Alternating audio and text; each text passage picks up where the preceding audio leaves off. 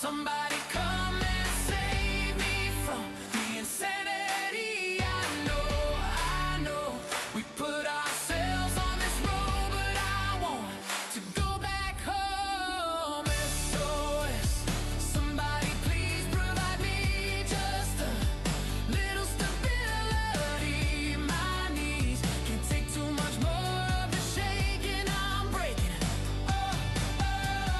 Promises like broken anchors pulling every ship off course. 'Cause speaking over people, but what are we fighting for? But I still have to believe in something so lost back then inside the flame. If we stop tearing at each other, then maybe, oh maybe, something will change. All right. Good afternoon, everybody. Happy Saturday to you, and welcome for week 3. Yeah, week 3. We're really doing it. Yeah, week 3 of SOS Live. Which, by the way, I just kind of started calling it that, SOS Live, I like it. just because it sounded short and sweet. Yeah, short and sweet. Yeah. But welcome everybody. We appreciate you tuning in and joining us. Pretty. There's never a Adult moment with dull- Trump in office. never a dull moment. It seems like there's always something going on that's catching attention. And as we have gone through the day, of course, the thing that I think is on everybody's mind right now is this attack that the U.S. in conjunction with Israel launched on Iran. And Josh and I, we'll of course talk about that. I mean, I think that needs to be probably one of the first things we dive into, just because of the significance of it. As most folks know, it's being reported that Ayatollah Khamenei has been killed. Apparently, they found his body amongst the rubble, and a terrible dude is gone. I have certainly no love for the Ayatollah, and I don't think many people do. He is a brutal dictator that has most recently slaughtered between 30,000 and 40,000 Iranians who took to protest in the streets of Iran, who want freedom. And I think most people are glad that the guy is gone. Josh, are you happy that this dude is... I can't say I'm upset that he's gone. Yeah, I really can't, I don't think anybody's. But the question obviously becomes, like, what happens next? It's, I think, common for Americans to see a repressive dictator, either be killed or overthrown, and everybody celebrates. But the question that normally doesn't get asked is, what now? What is next? Most of you probably saw the president's, which Josh, is it possible to find the president's statement post the attack that we had on Iran? Because he says something in there that I actually really agree with, and I think was smart. And you have to understand, when I say the president does something smart, then that means something, because I, for one, have been an incredibly big critic of the The president. United States. But we'll put this up for you, and we'll play part of it. I think it's really important, and we might even show this in its totality for the people that haven't seen it, just because what we did was a big deal. So we'll go ahead and play this. Military began major combat operations in Iran. Our objective is to defend the American people by eliminating imminent threats from the Iranian regime. Okay, Josh, can you pause that real quick? Yeah. Okay, so this is not the part that I was talking about, but this is one of the things that I wanted to focus on real quick. So, imminent threat, right?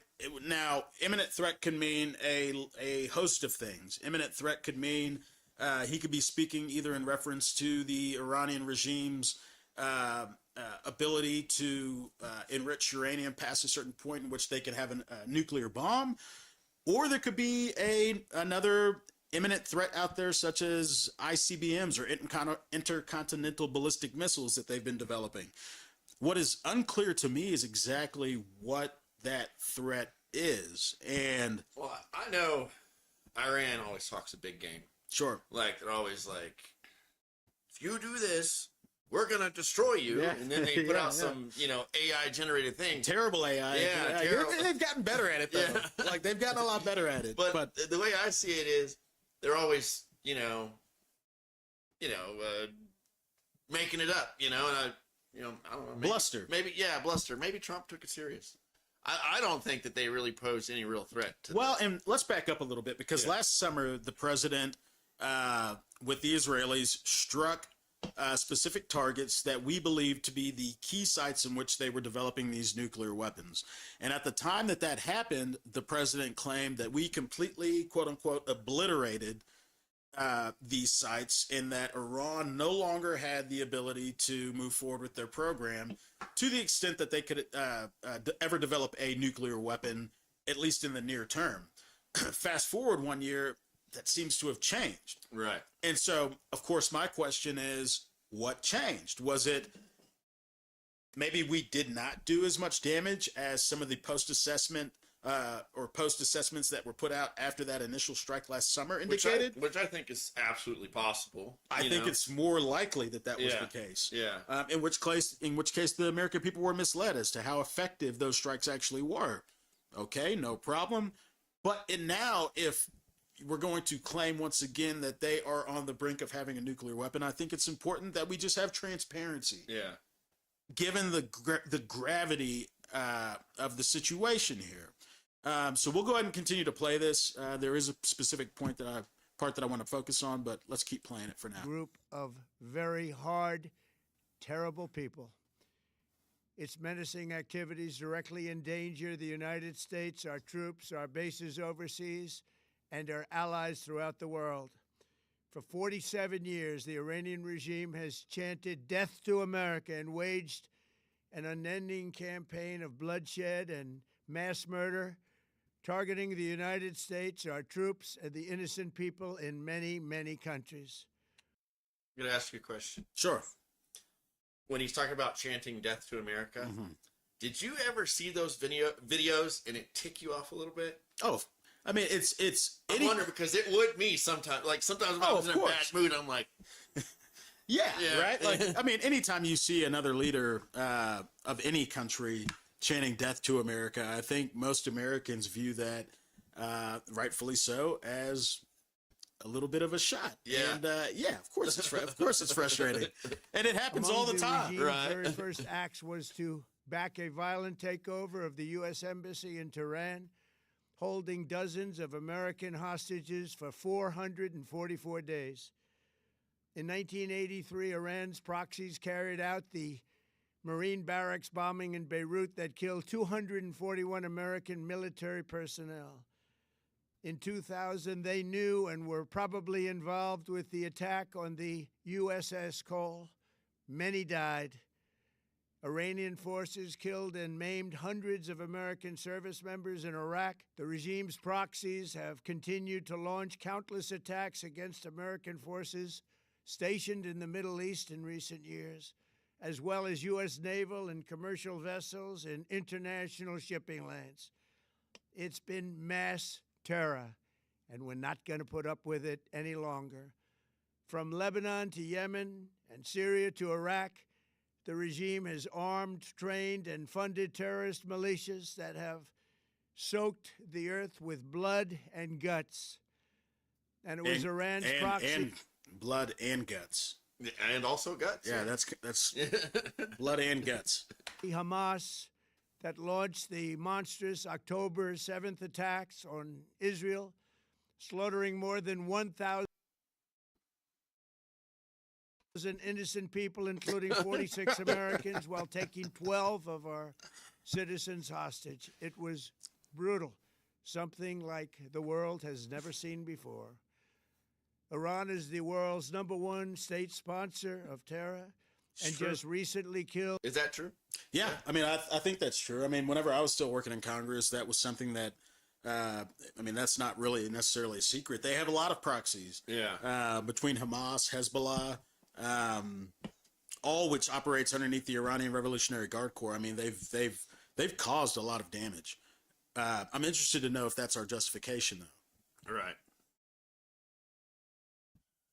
or if that's the Tens of justification thousands that the president, if that's the justification that the president is using here. of its own citizens on the street as they protested. It has always been the policy of the United States, in particular, my administration, that this terrorist regime can never have a nuclear weapon.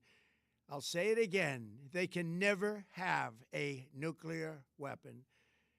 That is why in Operation Midnight Hammer last June, we obliterated the regime's nuclear program at Fordow, Natanz, and Isfahan.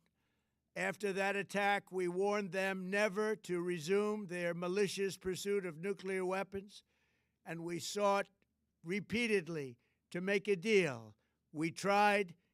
They wanted to do it. They didn't want to do it. Again, they wanted to do it. They didn't want to do it. They didn't know what was happening. They just wanted to practice evil. Do you know anything about the negotiations back and forth? No, but I can tell you that in general, the idea that they wanted to have an agreement, then not. I mean, that seems a little bit suspect to me. Like if you're the Iranian regime and the United States just launched an attack on you to blow up some of your key sites from which you were enriching uranium past the level that we have deemed to be no longer for economic or civilian purposes, it seems to me that you would absolutely want to negotiate, right? Yeah. And it's my understanding that it's not that the Iranians didn't want to negotiate. It's more a problem of what were they willing to give up versus what were they not willing to give up. And so I think it's a little bit misleading to say that the Iranians wanted to negotiate then didn't want to negotiate. I think it's more a matter of what was on the negotiating table, and maybe they agreed but didn't agree to some things. Right. And to be honest, I'm interested to know the details of how good faith of an effort we put forth to actually negotiate. Now, I'm not saying that we have to negotiate with the Iranians, right? We're the United States. And we say if you can't have a nuclear weapon, then you can't have a nuclear weapon. But again, what I want to point out is that the president said, and you just heard him, that we obliterated their abilities to have one by hitting these key sites. Yet it's not even a year later, and we're supposed to believe now that all of a sudden they pose such an imminent threat that we had to do what we did through this most recent attack because of the nuclear weapon issue. And that's kind of what I'm trying to figure out. And I think the American people have a right to know. Certainly Congress, and it's my understanding that the president, although I did see some reports that he through Marco Rubio, informed 7 of the 8 members of the Gang of 8 as to the details of this attack and why they felt it was imminent. But I think the American people, by and large, and the vast majority of Congress, do not know. And I know Thomas Massey, for example, is on the opposite side of this. There was supposed to be a vote for the war on the War Powers Resolution on Monday, and I personally was looking for, and I think they still plan on doing that. But I was looking forward to hearing more about that and what the justification this administration had laid before Congress as to why this was such an imminent threat. But I don't personally buy that it was because they yet again, which they've been saying since the 90s, were close to having a nuclear weapon for military any purposes. Practical type of I don't buy that. Yeah. But Iran refused, just as it has for decades and decades. They've rejected every opportunity to renounce their nuclear ambitions. And that's just not, and that's not true. I mean, look, Obama's the Joint Comprehensive Plan of Action, the JCPOA, which was negotiated under President Barack Obama, was focused on this, and it was focused on limiting Iran's enrichment to where it could not enrich past a certain point. Yeah. It was the President Trump, that when he came into office, shredded that agreement. Right. And so to say that there was not any goodwill negotiations that took, that's not true. It might not have been perfect, and there were a bunch of weaknesses within within the JCPOA, but to say that they did not negotiate with us is patently false. Yeah. That is not true. It was a negotiation that just didn't work. Well, no, Yeah. it was a negotiation that did work. Yeah. That plan was in effect. Okay. Yeah. Trump didn't like that plan. Yeah. He felt it was weak. He felt it was naive. And so when he came into office during his first term, he tore that up. Yeah. And now we are here, Yeah. bombing Iran yet again. So, we could probably argue back and forth over to as far as like the teeth that this agreement had. It was limited and there were issues with it, but instead of building upon those already negotiated points that the Iranian regime negotiated with the president at that time, President Barack Obama, he decided to rip that agreement up. And that is just a fact. And so to say that they did not ever negotiate with us that's patently false. Yeah. Yeah. Instead, they attempted to rebuild their nuclear program and to continue developing long-range missiles that can now threaten our very good friends and allies in Europe, our troops stationed overseas, and could soon reach the American homeland. Just imagine how emboldened this regime would be if they ever had and actually were armed with nuclear weapons as a means to deliver their message. For these reasons, the United States military is undertaking a massive and ongoing operation to prevent this very wicked, radical dictatorship from threatening America and our core national security interests. We are going to destroy their missiles and raise their missile industry to the ground. It will be totally, again, obliterated. We're going to annihilate their Navy. We're going to ensure that the region's terrorist proxies can no longer destabilize the region or the world and attack our forces, and no longer use their IEDs or roadside bombs, as they are sometimes called, to so gravely wound and kill thousands and thousands of people, including many Americans. And we will ensure that Iran does not obtain a nuclear weapon. It's a very simple message. They will never have a nuclear weapon. One thing I want to say is, I feel like, we were talking about this the other day, I feel like it wouldn't be a terrible thing if everyone could have them. Yeah, To have it's nukes. it's like it's the concept of mutually assured Yeah, destruction you get along. on steroids. Yeah. right. That's why, all the big guys, Yeah. they all get along. Well, and this is the thing that always gets me, right? Because I remember but I mean, anybody can go and read about this during the Kennedy administration, when we didn't want even Israel to have nuclear weapons. And then we noticed there was this a nuclear test that took place off the coast of South Africa. And it was pretty well known that at that time that it was the Israelis that did that.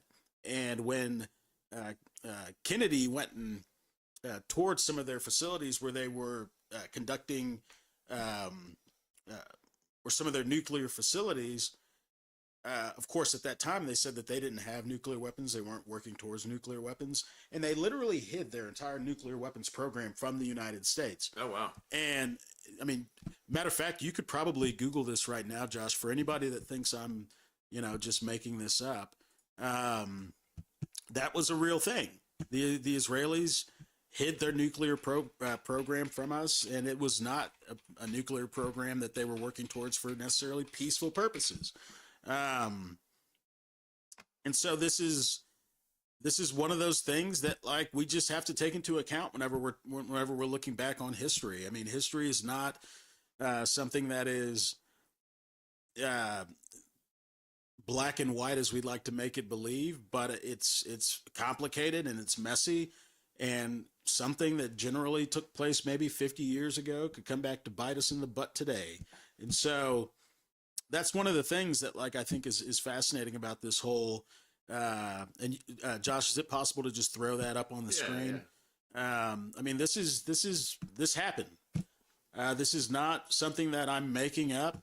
And, you know, many argue that this is what triggered Iran's desire to have nuclear weapons in the first place. And so, you know, for me, They referred to it as a textile factory. yeah, there you go. Yeah. And so, look, like for me, all I'm simply saying is there are very few. What? Really? Oh, is my mic? Okay, apparently we're having some microphone troubles. How about now? Is my microphone coming through now? Too loud. Yeah, I guess it looks like it's peaking. Yeah, it's peaking. But Emily, is it working now? Okay. Okay. Good. All right. So this was a real thing. And so I just want people to understand this as we look forward in talking about, you know, in the context of Iran and their nuclear ambitions. This started long ago, and I just think we have to take that into consideration. But anybody who wants to know more about that history can go and read up on it for itself. I mean, I don't want to blow everyone's ears out. Yeah. I don't know. We'll try that. Yeah. It looks like it's peaking on our end. Her volume is probably on. Yeah, volume's over down. Anyway, I've been told my microphone level is not loud enough, and so if anybody's having a hard time hearing me, I apologize. Well, Emily said it was good. I don't know. It's weird. So You're good now. okay, perfect. Okay, so anyway, I know I hear you in my headphones. yeah. But I mean, Josh, did you know about this? I somewhere in my brain had seen those stories and stuff, I guess back then, but I didn't know it was Israel. I knew somebody had hid nuclear weapons from us. Yeah, and so, you know, just take that into consideration, folks. I guess neither here nor there. Did we want to keep playing the? Yeah, sure. I'm down with it. Because there is something the president says that I actually agree with. This regime will soon learn that no one should challenge the strength and might of the United States Armed Forces. I built and rebuilt our military in my first administration, and there is no military on earth even close to its power, strength, or sophistication. My administration has taken every possible step to minimize the risk to U.S. personnel in the region. Even so, and I do not make this statement lightly, the Iranian regime seeks to kill. The lives of courageous American heroes may be lost, and we may have casualties. That often happens in war.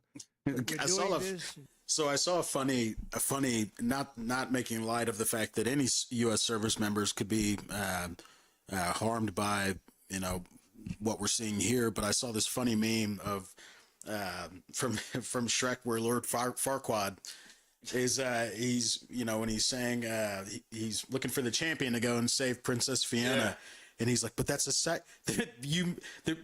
people may die, but that is a sacrifice I'm willing to make. Yeah, I hope all of our service members in the region are safe as possible, and yeah, I agree. Definitely not harmed. Not making light of that. Not for now. We're doing this for the future, and it is a noble mission. We pray for every service member as they selflessly risk their lives to ensure that Americans and our children will never be threatened by a nuclear-armed Iran. We ask God to protect all of our heroes in harm's way, and we trust that, with his help, the men and women of the armed forces will prevail. We have the greatest in the world, and they will prevail. To the members of the Islamic Revolutionary Guard, This is the the important armed part. forces, and all of the police, I say tonight that you must lay down your weapons and have complete immunity, or, in the alternative, face certain death. Okay, you can pause it right there, Josh. So that was worded kind of weird, but what he's saying essentially is, if you're in the IRGC or if you're in the Iranian military, lay down your arms, and the United States won't prosecute you for any crimes, so long as you lay down your arms. What is important about that, and what I really agree with, is that in Iraq we didn't do that. We didn't do that. We essentially deposed Saddam Hussein, left members of the Ba'athist regime in power, or not necessarily in power, but armed. And then many years later, the same members of the Ba'athist Party ended up turning into the Islamic State. Right. This is incredibly important, and I actually do support, and I'll even applaud the president making this suggestion that if the Iranian military members lay down their arms, that they won't face prosecution, or as he says, they'll be given immunity.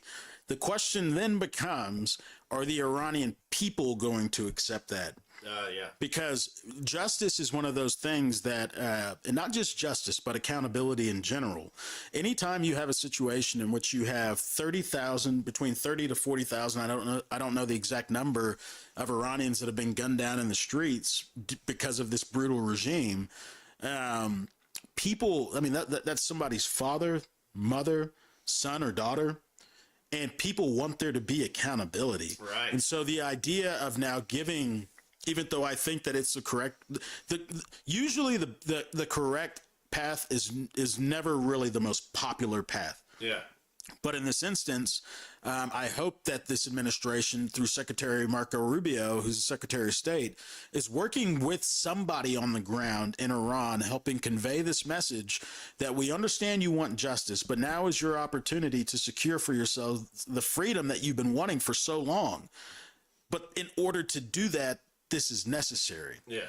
I hope that message is being conveyed. Now, I don't know who on the ground in Iran this administration is working with.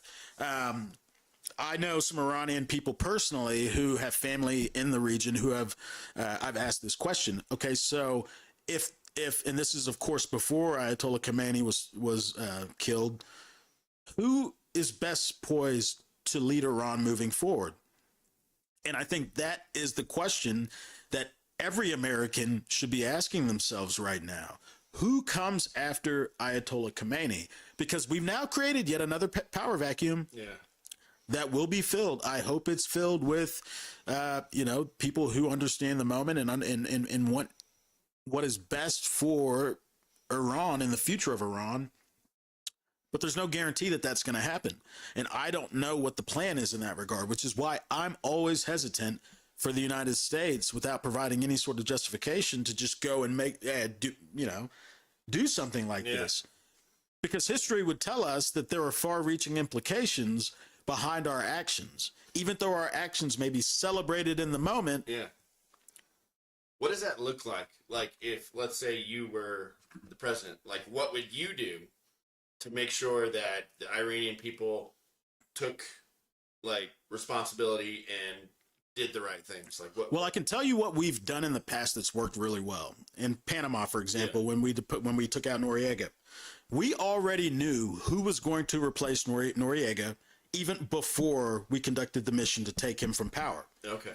That is the exact sort of approach that I think, and not just take him from power, or not just have somebody else ready to go to assume power, but making sure that the right coalitions surround that person, understand this is the person that you need to support. Yeah. So there was a coalition and almost like a parallel government already in place when we removed all the power from the current government. I would hope that in a situation like this, something like that would They didn't just leave it like a free-for-all. Well, I would hope so. I hope we didn't just take out Ayatollah Khamenei, and I'm no love lost for the guy. I'm glad he is gone, in the same way that I was glad that Nicolas Maduro was gone. But the question, even with him, remained in Venezuela: what now? I think that's still a question that really hasn't been answered. But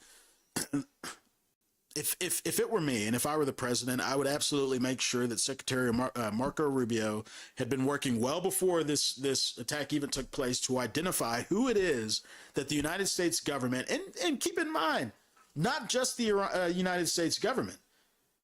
We're thousands of miles from the Middle East, Josh. What we have to make sure is that it's somebody in power that can also work with the regional partners, whether it's Bahrain, Jordan, Israel, Saudi Arabia, Qatar. Yeah. We have to make sure that it's somebody who is also going to advance interest in that region for the regional partners. Right.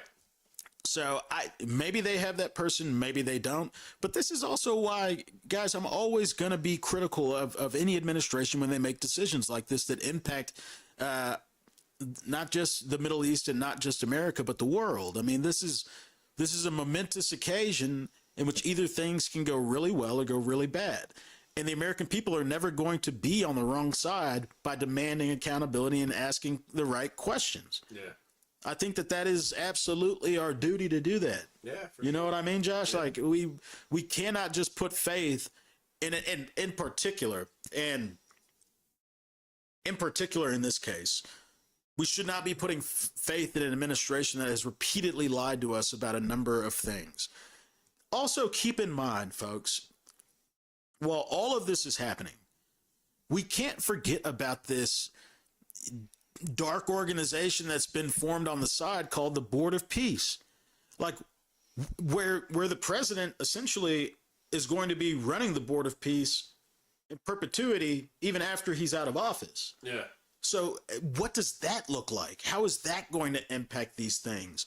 Are we going to now just expect to see the Board of Peace instead of the United Nations move in and be the deciding entity on the ground as to what regional stability or stability within Iran now looks like? What sort of developmental because if we start doing that, I think we might put ourselves back in a position that caused all of this to begin with. Josh, right. We were just looking at what the CIA did in the 50s, whenever we instituted the Shah, who was who started out just like Batista in Cuba as being a pro-Western, reasonable guy to deal with, who ended up becoming corrupt and repressive. Yeah. Enter Ayatollah Khomeini. Iran murdered 100,000 of its own people. I have heard people say it's up to 100,000 of its own people for standing up against their government. I mean, yeah, that's. We're not saying that we wanted them in power at all, you know. And that 40,000 number is, you know, a number that was put out there, I think, more recently in the context of the most recent protests. Yeah. I have no doubt that many people have been murdered over the course of this regime. None at all. And by no means am I saying I'm supportive of the regime. Banana republics, they say. Yeah, I mean, I think that's a pretty clever way to call a country that ends up not going in the direction that we want it to go. You know, it's a very fitting, fun name to play with. But the reality is that we've tried this before. In Iran, in the 50s, when the CIA plot to put the Shah in power ended up backfiring, resulting in Ayatollah Khomeini coming back in the 70s with the revolution and deposing the Shah and then gaining all the power back. I mean, I agree. Yeah, it's possible to hate Trump, but also be aware of the Iranian regime. I don't think that anybody here is. I don't think we're doing that. Yeah. And to be clear, Trump is a psychopath. Well, okay. So I'm not even sure. I'm not sure where this person's going with this, but I think that in general, everything that they've said is more or less correct. I agree. I think Trump. The estimates are between 30,000, 100,000. Okay, so it's either a lot or a lot. Yeah, either a lot or a hell of a lot. Yeah. And in this case, I don't know that it matters whether it's a lot or a hell of a lot. I think that the reality is that the Iranian people want freedom. Yeah.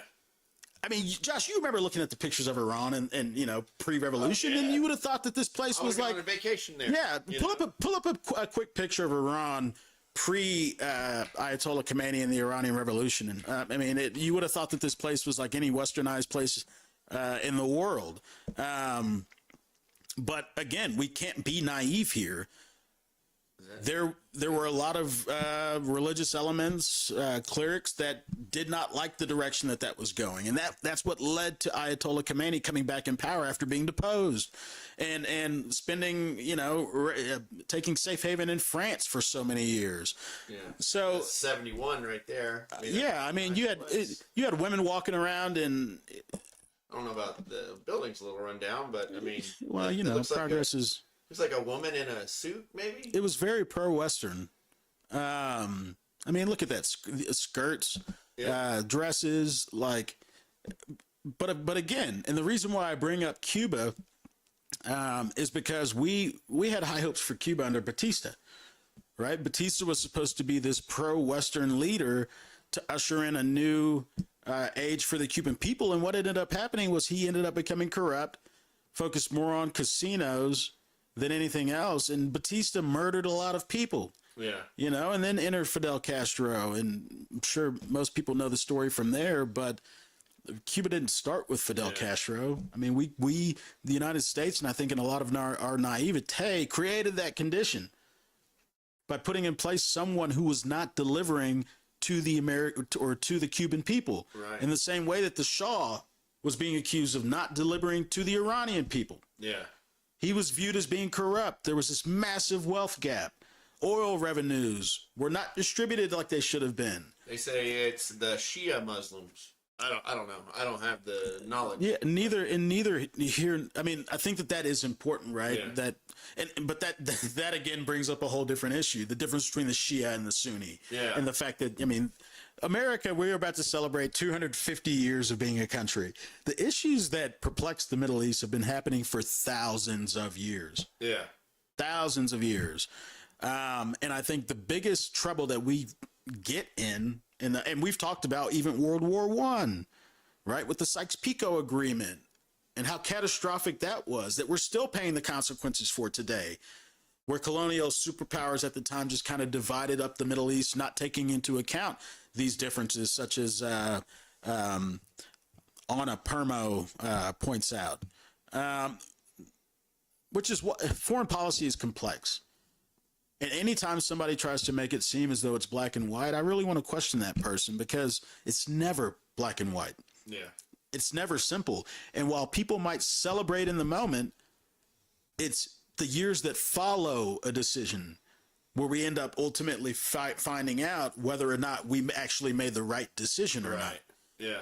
Iraq was a case study for that. And so I remember talking to a guy who was over there in Afghanistan, and like he was telling me some stories and stuff, and he just said, they just, and this is where it comes to like, how it's so hard. It's because there's a big difference in not just culture but ways of thinking too. He was like, they just don't value life in the same way we do. Oh, let me tell you a story. So what you just said, I think, is very important for, Americans to understand. Concepts that we like to use and tout as being these universal concepts like freedom, democracy, they're not. They're not universal things. And people don't understand and wouldn't define freedom in the way that Americans do. They just wouldn't. And we also don't understand that in order to have a successful call it nation building, if you will. Let's see, I've been on YouTube all day listening to people, and there's a large amount of content creators doing exactly that, though, making it a binary issue. They hate Israel, so they are I don't defend Iran. I mean, I'm not like a huge... Nobody's defending Iran here, right? Yeah. And what I'm saying is this is absolutely not binary. It's complicated. Yeah. And a good example of this, right? 2005, George Bush, who was president at the time, decided that we had created the circumstances in which the Sudan, which at that point was one country, could separate from. So you had the Muslim North and the Christian South. South Sudan, which is now the world's newest country, was formed as a result of what was known then as the 2005 Comprehensive Peace Agreement, or the CPA.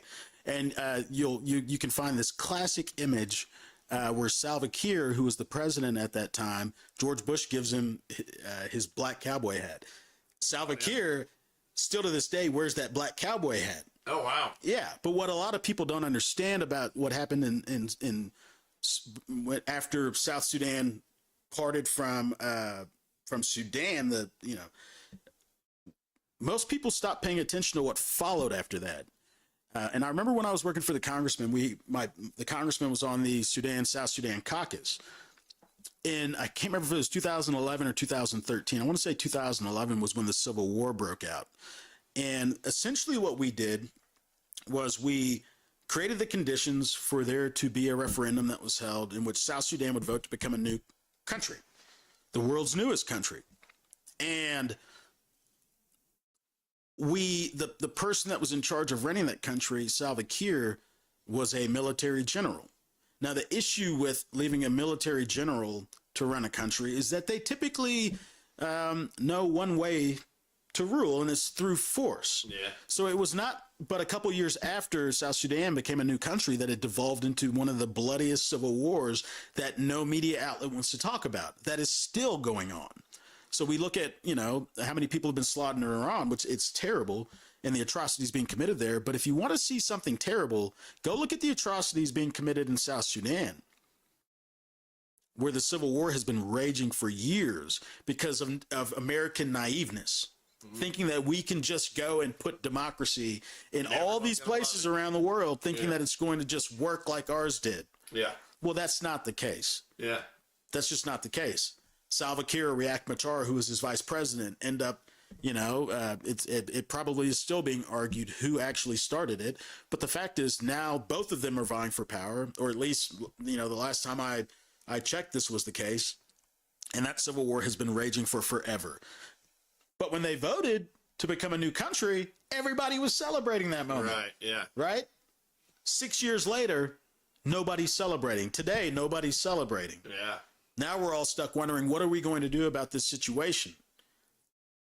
So I think the Iranian people have every right to be celebrating right now. And I'm not suggesting that they don't. But what I'm saying is that this situation is never that simple. Yeah. Yeah. Or as You're on a promo put it, it's never binary, right? You're kind of saying, wait to celebrate. Let's see. Or celebrate now while continuing to make sure that people are asking the right questions and doing the work necessary to have a reason to continue to celebrate. Right. Yeah. Because getting rid of Ayatollah Khomeini, while it's great, we have to figure out what comes next, and so that's all I'm saying on that. But in general, I would have liked to have seen the president. I mean, we just had a State of the Union, folks. We just had a State of the Union in which the president claimed that the State of the Union has never been stronger.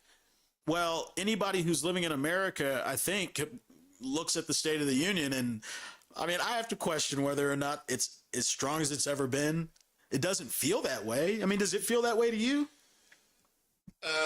No, I mean, it feels very unstable. Like, every other day I think, oh, this is it, Civil War, Well, I use I use that term very sparingly because I think that I'm like, talk of that is Brandon, we're doing it. We're doing it. Let's go. Oh God, man, I hope not. Yeah. But look, the fact of the matter is, and I was listening to Adam Kinzinger, who's a former member of Congress, former Republican,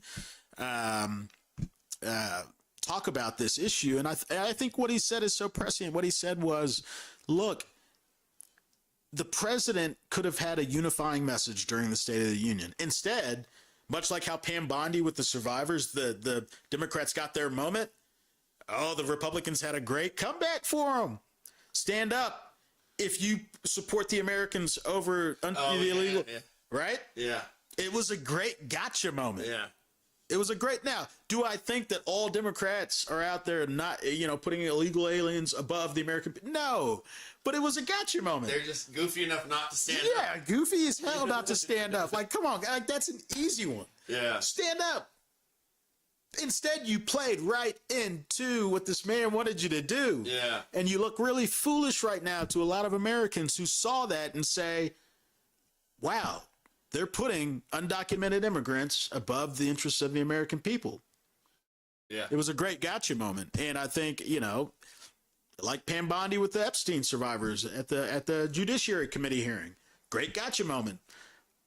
Fighting fire with fire, though, is not what's going to get this nation to where it needs to be. Yeah.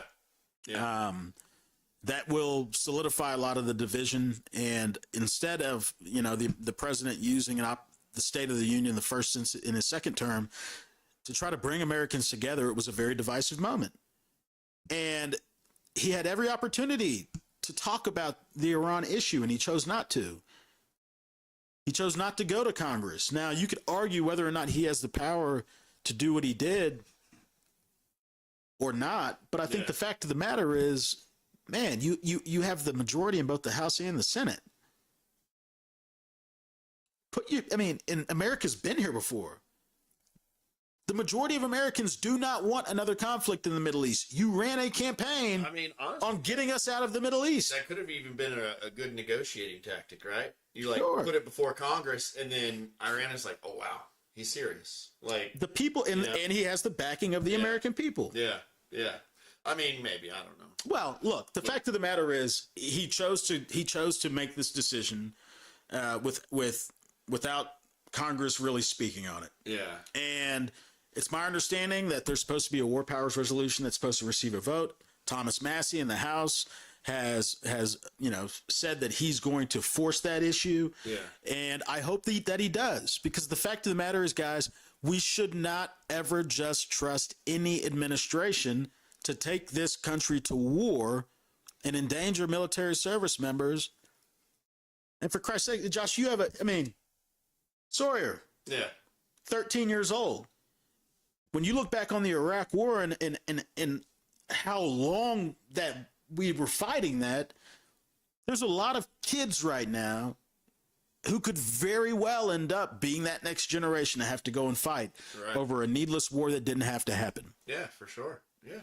And so it's not a question of do you support Trump or not. My brother-in-law framed it, I think, in an excellent way. Would you is this important enough to where you would send your kids over there to fight? Yeah.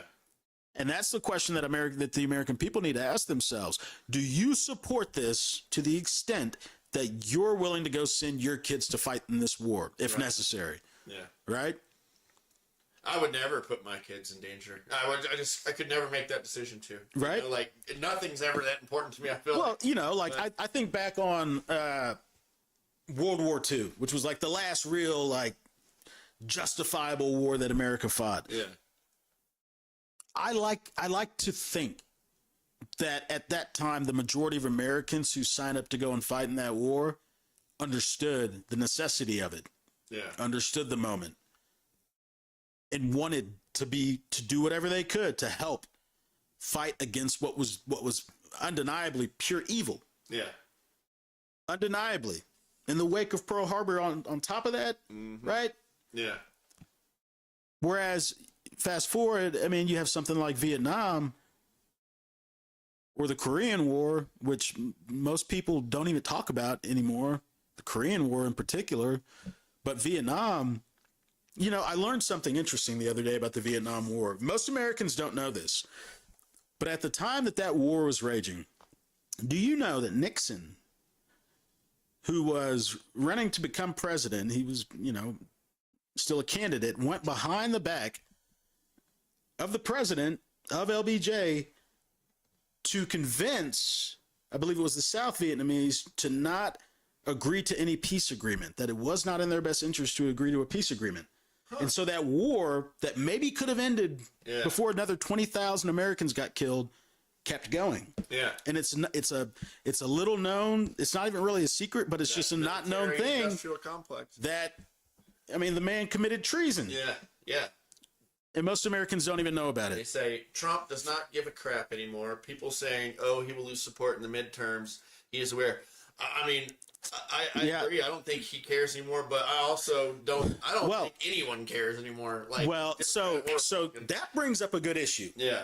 Because they're typically one half is I don't care what this half thinks, and the other half is I don't care what you think. Well, I think you do have that for sure, but I think that brings up an interesting point. Okay, so it's weird to me that any American president in an election year would choose to do something so unpopular and not really care much. Yeah. Which begs the question, why does he not care more about what this is going to do to impact the election? Well, if you ask me, I think it's because it's also very clear that he has a plan for the election. and I don't think, look, Josh, I got a lot of heat back when I said this. Yeah. I said, okay, why is Tulsi Gabbard at the raid in Fulton County? Why is the director of national intelligence at this raid in Fulton County? Yeah. Why is she down in Puerto Rico testing voting machines? Why is it that the raid even happened in the first place? And I said at that time, I think what they are going to try to do is claim a country interfered, a foreign country interfered in the election in 2020. Yeah. That was going to be the claim that they make. Now, I said, and I was wrong, I said it, I saw it either being the Russians, or I thought they might even make the stretch of trying to blame it on the Venezuelans, being that we had Maduro in U.S. custody, and I could easily see them giving him a sweetheart deal to say they interfered. Now let me go back home to my family. Okay. Then we see the president's press conference after the tariffs get struck down by the Supreme Court as being unconstitutional, which he's, decided he's going to move forward with anyway, just in a different manner. But he said something that caught my attention then. He said the Supreme Court had been influenced by foreign actors. And in my mind, that solidified to me, yeah, they're going to try to make a claim that there's a foreign entity out there that interfered in the elections, giving just cause to the president to then take more control. And what we know now is there's been a draft memo circulating, or a draft executive order circulating around the White House that has been leaked. And you can, matter of fact, Josh, if you could maybe pull it up for us. Yeah. This leaked. I don't know if it leaked or if it was just put out there. I imagine it was probably leaked. And what would I search for? Leaked? Just say leaked executive order China. I mean, that'll definitely pop it up. But people aligned with the president have been circulating this executive order, draft executive order, claiming that China now is the culprit that interfered in the election in 2020. Without any proof, there's a good chance that they might try to make this claim. Now, if they do make this claim, what does that mean? Well, there is word on the street that apparently, if the president were to sign this, there is a portion of this draft executive order that would allow for the president to force every single American to re-register to vote. Think about that. To re-register to vote, improve citizenship. So essentially taking No, don't play. essentially taking portions of the SAVE Act and how they force us to prove citizenship using the SAVE Act and this executive order, which will undoubtedly be deemed unconstitutional, I would hope, given that states have the right to administer elections and oversee their own elections. But this would require people to essentially do what they have to do under the SAVE Act to prove citizenship when they re-register to vote. Now, look, what I don't understand is how anybody that is seeing what is happening right now, and I'm not just talking about Iran and the president, foregoing Congress and unilaterally making the decision that attacking Iran was directly in our national security interest, given the imminent threat that existed. And I'm not just talking about this executive order, and I'm not just talking about the general statements that have been made around the election that claim that it was stolen from him in 2020. But I'm talking about, in general, all the things collectively that we have seen from this administration, the disregarding of the Supreme or the Constitution, the disregarding of court orders, the undermining of the judicial system in general, and you can argue, well, Biden also weaponized the Justice Department Right. too. You could argue that this is on steroids, in my opinion. Right. And I'm not justifying anything Biden did by any means, but it seems like this is a little bit different. The abuse of the pardons. If you allow for this president to get away with this because he's your guy now, the likelihood that there will be an administration that then uses all of this as precedent to do it again in the future, maybe when it's not your guy in the White House, how is that not more of a concern for people? Yeah. That's like my biggest concern. Do I like Trump? No. I would never, I think that he represents everything that I am not. I would never, in any way use any aspect of that man as something that should be admired by my daughter. Yeah. It's just not. And your values should matter more when you're occupying the highest office in the world, to me at least. But Josh, why do people not view it that way? Why do people not view the abuse as being something that just in general sets a terrible precedent? Well, it's short-sightedness, I think it's just in general people they want it now. They're not thinking to the future. Oh, well, what if your party doesn't win next? Like, how's this going to be, used against you? They don't think that way. They're focused on us dominating one another. Yeah, Right? exactly. Yeah. The exact thing that the founders warned us against. The exact thing that the founders warned us against. And what's ironic? There was somebody that, which, by the way, I've decided, Josh, that there are some people who I will continue to engage with, and there are some people that I'm just not going to put much energy into anymore. Geez, everything is a paywall to get to that. Oh yeah, they figured it out. I mean, shoot, I flew to DC this past week during the State of the Union, and it was one of the few times I've flown since Southwest made all the changes that they've made. Yeah. And people figured it out, man. They've been missing out on a lot of money. Turns out, Nothing's free. Yeah, nothing free. Nothing free. It won't be long. I believe you that it was. I mean, if you don't believe.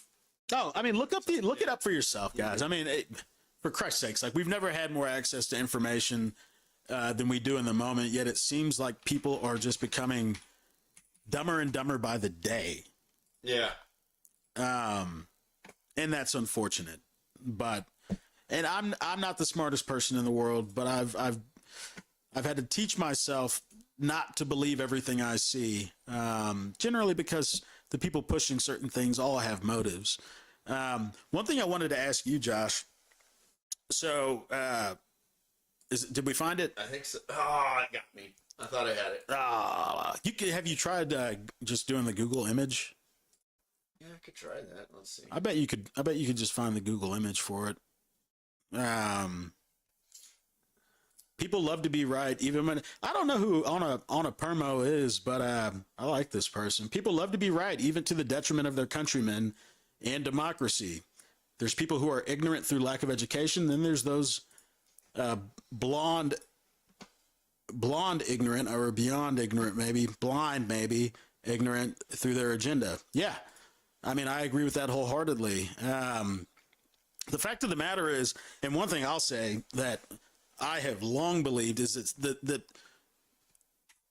America suffers from, for example, we posted this, I think it was maybe Washington Post or something, and it was a link to a survey, or not a survey, but a test that one would have to generally take if they want to become a citizen in the United States. And I didn't post that to try to prove any sort of point, but I did post it hoping that people would take this test. The fact of the matter is, if I had to guess, I would say probably anywhere between 75 to 80% of Americans could not pass the immigration test that is required to become a U.S. citizen, which brings up a really troubling thing that I think we face, which is Most people don't understand how the government is supposed to work. Yeah. And so when it's not working how it's supposed to work, they don't even notice. Yeah. They view it as just being like a normal thing, when everything that is happening right now is so far from normal that it's incredible. Well, I remember when Trump first took office his second term, and it was like 10 days in, and all the stuff he had already done. I remember people saying, like, seeing it on X and Twitter and stuff, even Democrats being like, I never realized the president could do so much. Yeah. You know, like, and people were saying it really shows how, like, almost inefficient other, like, administrations have been. But it could have just been that they were, like, following, like, the unspoken rules of government. Here's the thing, though, with that, right? The majority of what the president has done has been done via executive order. Yeah. Which, on its face, might not seem like that's a big problem until you start really thinking through, okay, so an executive order is you just essentially providing guidance to a department or agency on how they are to operate. Yeah. Right? But because that is an executive order, does not require the will of Congress, does not require a vote on the House floor, does not require anything legislatively from the legislative branch of government, the next administration can come in and trash all of it. Yeah. And the only way to stop an executive order, or from what I've seen, I guess, is like in the courts afterwards, right? After it's That's exactly right.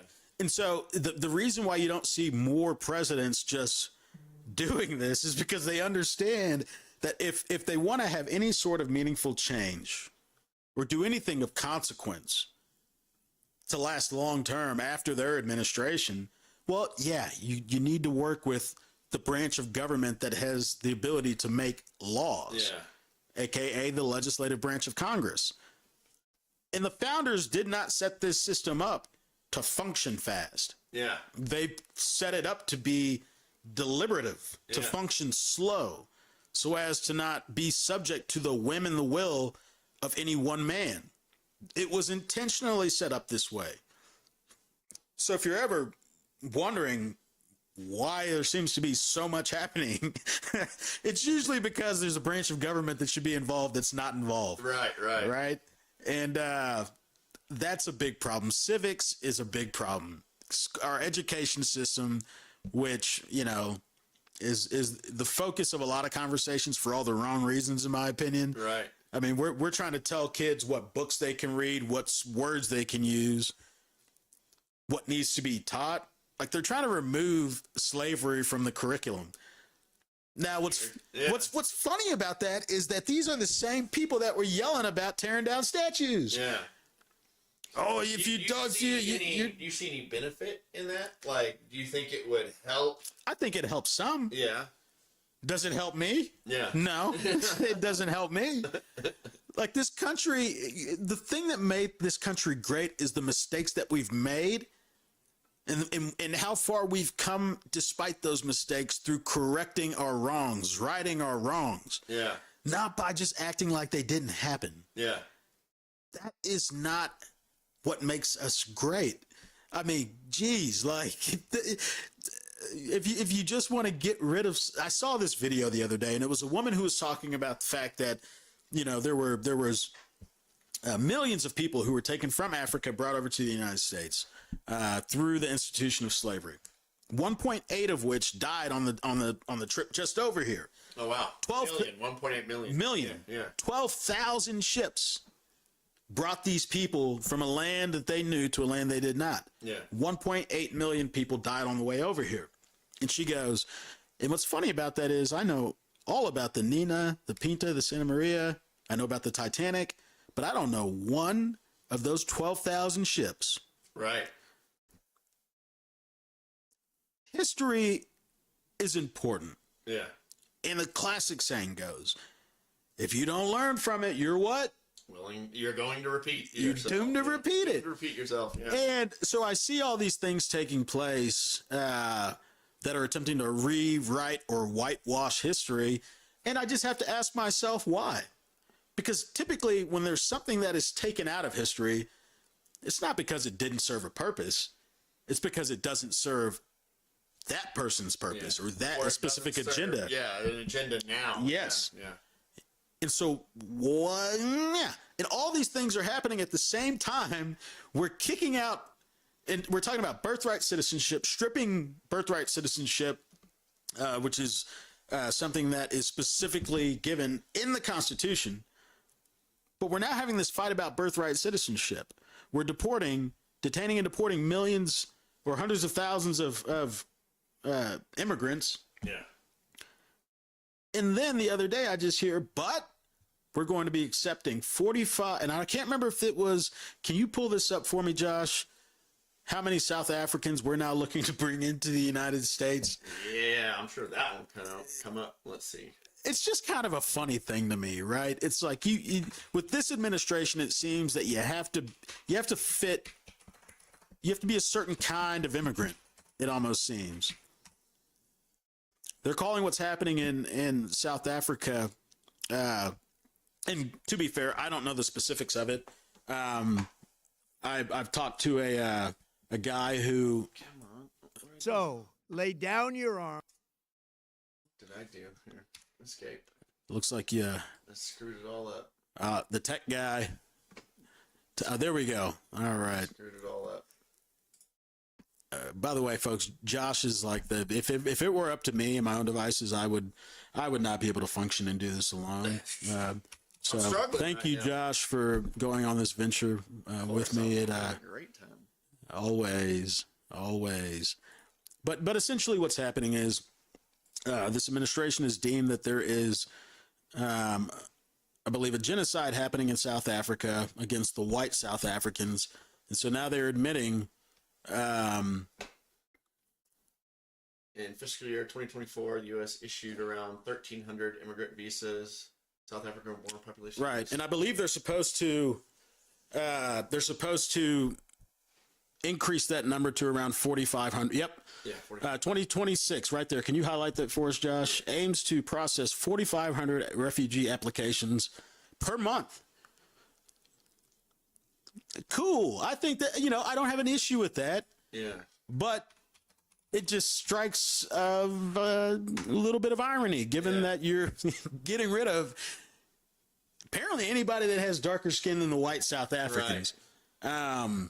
Primarily white South Africans. Afrikaneers.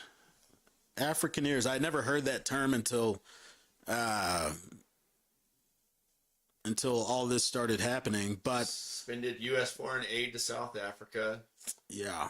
To prioritize refugee resettlement. Well, and Josh, the thing that gets me about this whole Iran deal too, that I have to point out, we're talking about, all the people in Iran that are dying, which is terrible. But you want to know what's not being talked about? How many people are dying as a result of this administration's elimination of U.S. aid? Right. U.S. aid, which makes up a fraction of the U.S. So the whole, State Department in general accounts for 1% of the overall U.S. budget. Yeah. U.S. aid is a fraction of that, or foreign assistance is a fraction of that. It is the most cost-effective way to save lives in the world as far as the U.S. government is concerned. And we gutted that as a part of the whole Doge thing, which, by the way, guess what? They didn't find all the fraud that they said that they were going to find. I can't remember the exact number, but it was an absolute fraction of what $2 trillion, I think, is what they said that they were going to find. I think the fraud is sophisticated, honestly. I have no doubt that the fraud is sophisticated. And I think they thought it was going to be obvious. The more I look into it, the more I realize, there's smart people committing this fraud. Which, makes sense. If it were simple, everybody would do it. Yeah. And look, I'm not saying that no fraud exists. Yeah. But what I am saying is when you take an axe to something like USAID, the number of people that have died, kids, children, that have died since, perfectly preventable deaths. Yeah. That were being prevented through USAID. If we care about people, let's care about people. Right. But it seems as though we only care about people when it fits an agenda. Yeah, and and I'm all for helping out like all the people of the world that need it. In all honesty, I really am. But I do think like there needs to be, I don't know, maybe and there may be Proper oversight. yeah, of all funding instead of. And there is. I remember back then they were saying that like the Treasury Department was literally signing like blank checks, like with no description. I remember Elon Musk coming out and saying that like there's checks with no description. I would it could be. I would be surprised. Now, I would also question anything that comes out of Elon Musk's mouth. Keep in mind, this is the same. So, look, and I have not looked into this, but we talk about election fraud. Yeah. And I saw recently that Elon Musk in Georgia was guilty. They found out he committed election fraud. Oh yeah, you were telling me about that. Yeah.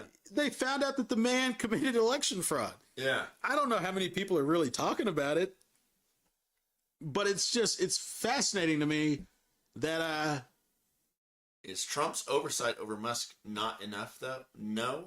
Yeah. Winky face, tongue hanging out. Yeah. It's like 1 minute this guy's on ketamine and whatever other cocktail of whatever. I will be honest though with Musk. Like I get like he's a powerful guy and he can with his money he can do a lot of bad things. But one thing that I think he did, which a lot of people may disagree with me, was that really helped out this country was by Twitter. Because did you ever look into the Twitter files? No. All the stuff going on behind the scenes of Twitter. Are you talking about like with the well, just tell me what you're talking about because I didn't look into that at all. Okay, no. So like whenever Elon Musk bought Twitter, obviously he had access to everything behind the scenes. Right. And they were literally a partner of the government. Yeah. They were a division of the government essentially. Interesting. And of course it was Biden's government. And they were literally telling him, "Hey, I need you to we need you to suppress all things COVID. We need you to suppress all things." I do remember hearing about the COVID stuff. Yeah. And we need you to Zuckerberg too, right? I mean, didn't Zuckerberg also testify that the Biden administration put pressure on them to? Yeah, and he said he kowtowed. He's like, "Yeah, we'll do it." He said, "We didn't even think about it. We just did it." And then in his testimony before Congress, he's like, "I'll never do it again." Yeah. And it's like, okay, well, how are you supposed to trust that? Yeah, that's not necessarily oversight. He's like, "I'll never do it." He's like, yeah, "I broke your trust. I'll never do it again." Of course, also, that was the famous interview where some, I don't know, senator's like, "Now, Mr. Zuckerberg does the internet does Facebook interface with my Wi-Fi?" He's like, yeah. Turns out we have to connect to the internet. So it connects to my Wi-Fi, huh? Yeah, I remember you'd showed me the video of that. I think. Yeah. Which that video was like right on par with I think it was Hank Johnson and the island of Guam capsizing, tipping over. Because it's too populated. Yeah. But these are the folks that are in our government. Yeah. And it's just like at a certain point, we need to look at simple things. Which kind of gets us back on track a little bit. Yeah. Because we planned on coming and talking about some of the things that I think the vast majority of Americans agree on that we could be doing more of to hold our government more accountable and make it function a little bit better.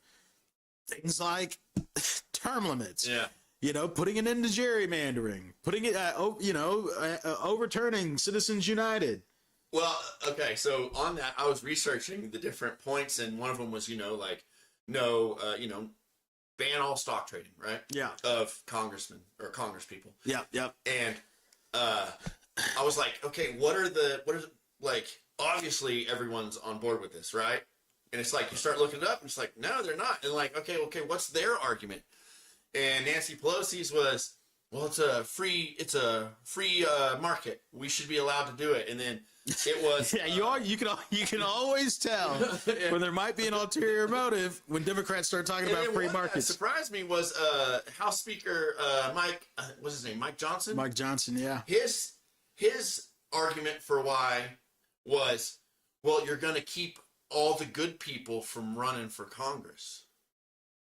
I'm like, Yeah, rub the eyes. Yeah. Let me make sure I'm awake when I hit. Yeah. Because our Congress is full of great people. yeah, I was supposed to say, getting back to the stupid people in Congress, I'm like, I'm not sure we can do worse for lots of Look, the fact of the matter is, man, like, I think that everybody, not everybody, but I think in general, most people, when they run for Congress, they do it because they have a servant's heart. Yeah. At least that's what I tell myself. That's the only And then when reason I they would do it. Well, and I think that's the reason why a lot of people, good people don't, like, most people don't do it because they realize that the system is not set up to keep people honest. Yeah. It's set up to corrupt you slowly over time. And matter of fact, I think Trump, even during the state, which is incredible to me, but I think during the State of the Union, he actually mentioned banning insider trading. Yeah. I think he mentioned that. I'm all for it. You know what I'm also all for, though, if you're going to ban insider trading? Not being the president and suing federal agencies. Right. Did you know insider trading, it's already illegal? Right. It's already legal? Illegal. Oh, I know. It's already illegal. Yes. You know what the penalty is? What's the penalty? $200 fine. Oh, stop. I looked at Well, let me see. $200 fine. I don't believe that. What's Yeah, see, the thing about Josh and I is we fact check each other, folks. Like, we're going to do the honest man's work, and we're going to fact check each other because we don't believe in just throwing more BS out there. I'm getting crazy. I'm nervous, so when I'm typing, But the fact of the matter is there a way to get that video that I sent you up here on all the things that? yeah. But we're going to try to find this, folks. And what it is, it's a video that was done by some influencer. Right here. The most commonly cited fine in discussions of congressional stock trading violations is $200 for the first-time failure to timely disclose trades, as required by the Stock Act, which mandates reporting transactions over $1,000. Okay. So essentially, we're just saying that folks have been deciding to turn the other way or close a blind eye to a lot of the obvious that's going on. What's the name of the app, by the way? Somebody created an app where you can just essentially follow along and see what trades members of Congress make. I don't know if that was real or not. Oh, that's absolutely a real thing. There's an app that's out there where you can essentially follow along with what trades members of Congress are making. And I think this stems back to like Nancy Pelosi just having like a better success rate than like Warren Buffett. Yeah. Which is just absurd, like the returns that she has in the stock market. But there's an app out there where you can follow along with members of Congress to see what trades they're making. And apparently if you just mimic them, The most commonly you'll do pretty well. Autopilot. From the viral team behind The Pelosi tracker. All right. Pelosi Tracker is the name of one of the apps. So, yeah. So, like, okay, so insider trading, right? Yeah. Obviously, that should not be okay. Obviously, you should not be able to do that. Obviously, we need term limits. Obviously, we're now realizing that maybe Supreme Court justices having complete lifetime appointments isn't that smart. The whole idea behind the lifetime appointments was to keep them from being influenced. Yeah. Yet that's the exact opposite of how it's working now. Yeah. Now you become a Supreme Court justice by being on the good side of one administration or another. Yeah. That's why every administration rushes to try to stack the courts in their favor. Let me see if I'm going to work on pulling up that video. Yeah, we want to show you all this. I got sidetracked, but this video is it's an influencer who just lists off a bunch of things that he claims 80% of Americans agree on, and he takes it and puts it into one bill, one piece of legislation that Congress could pass if it wants to, become more credible in the minds of all of us hardworking Americans out here. And it's simple things that I think most people agree on. Is this the guy? I think so.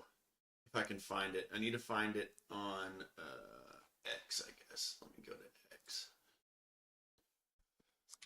I can send you the video to your email. If that. I think I'm sure I can. Surely it's on X. Okay. Jack Ferguson. But yeah, I mean, you know, Congress always has usually a single digit approval rating, and it's no wonder why. For the most part, which Josh, I got to talk about this because it's something that, you know, a lot of folks poked me in the eye over when I mentioned it. So I made it known. I met James Tallarico the other day. He was doing a campaign event in Midland, and he stopped in. I walked in and was immediately surprised. I mean, there was like 600 people at this thing. That's crazy. Well, apparently you can watch pretty much anywhere this guy goes. He just has these massive crowds. Yeah. He's a really popular guy, and I think the administration accidentally made him more popular over the whole FCC issue. Stephen Colbert not letting them air the segment in which he went on and was interviewed by Stephen Colbert. But anyway, so I go to this guy's event. Was that the administration, or was that just CBS's lawyers? I thought that was just CBS's lawyers. Well, it's hard to say, but you could arguably say that CBS is the administration, I guess. I mean, Barry Wise, which you get me off subject a little bit here, but you saw the most recent takeover with Ellison and him buying out, I think it was Warner Brothers. Yeah, right, but they own CNN. They're the parent company for CNN. Yeah. Which apparently is here before too long supposed to become a lot more pro-Trump. CNN is. Yes, Larry Ellison bought the company that is the parent company for CNN. Oh wow! And apparently, which is, yeah, there we go. This one right here. That's it. All right, so just listen to the list of things that this guy talks about. Common sense stuff. Video about a bill I wrote that combines Too loud. A little too loud.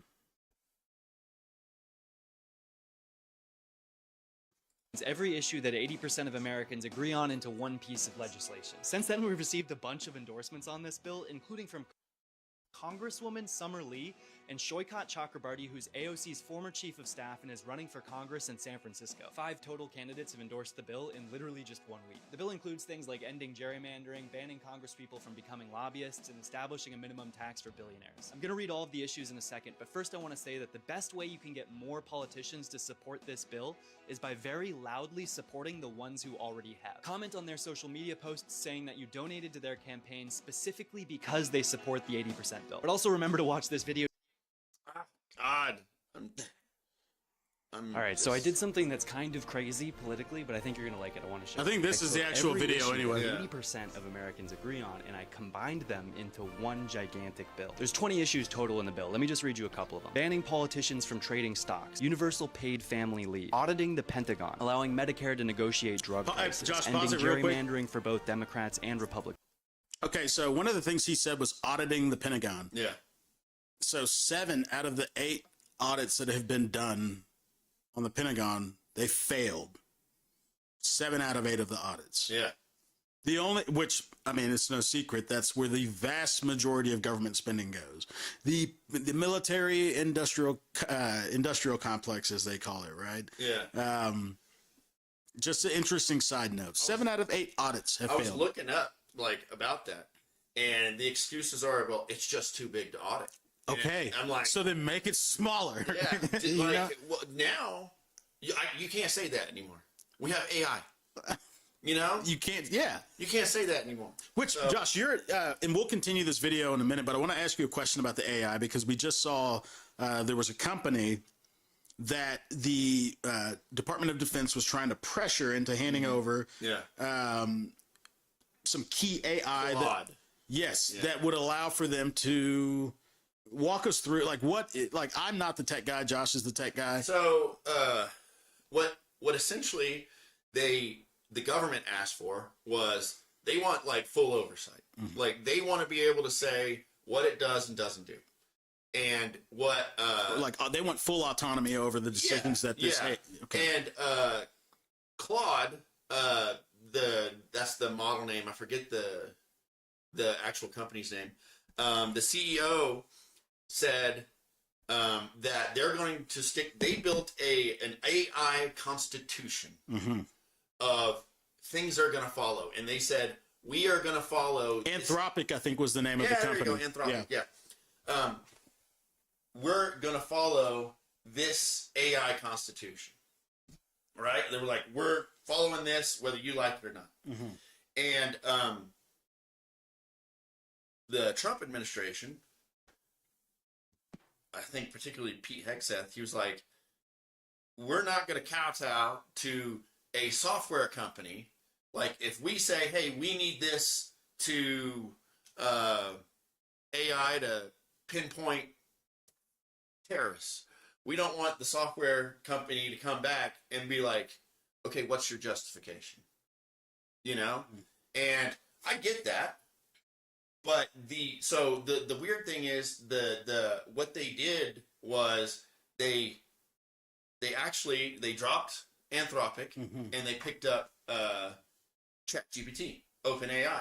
Well, but they didn't just drop Anthropic. They said they also that no agency within the U.S. government can use Anthropic. Yeah. Right. Yeah. And I will say also with that they believed that China had infiltrated in certain parts in Claude. That was like a little known thing, and I don't know if that had anything to do with it. Well, but then that begs the question: why would they even? Because if you'll recall, there was a big scandal that nobody seems to talk about, in which the president, in exchange for billions of dollars being invested into his crypto company, let the UAE have some of the most highly sensitive AI chips that we had. Yeah. Now China, and it's the reason why we shouldn't have given these to the UAEs, because we said if the UAE has them, it won't be too long before China has them. Yeah. And then it just was reported the other day, China has them now. Right.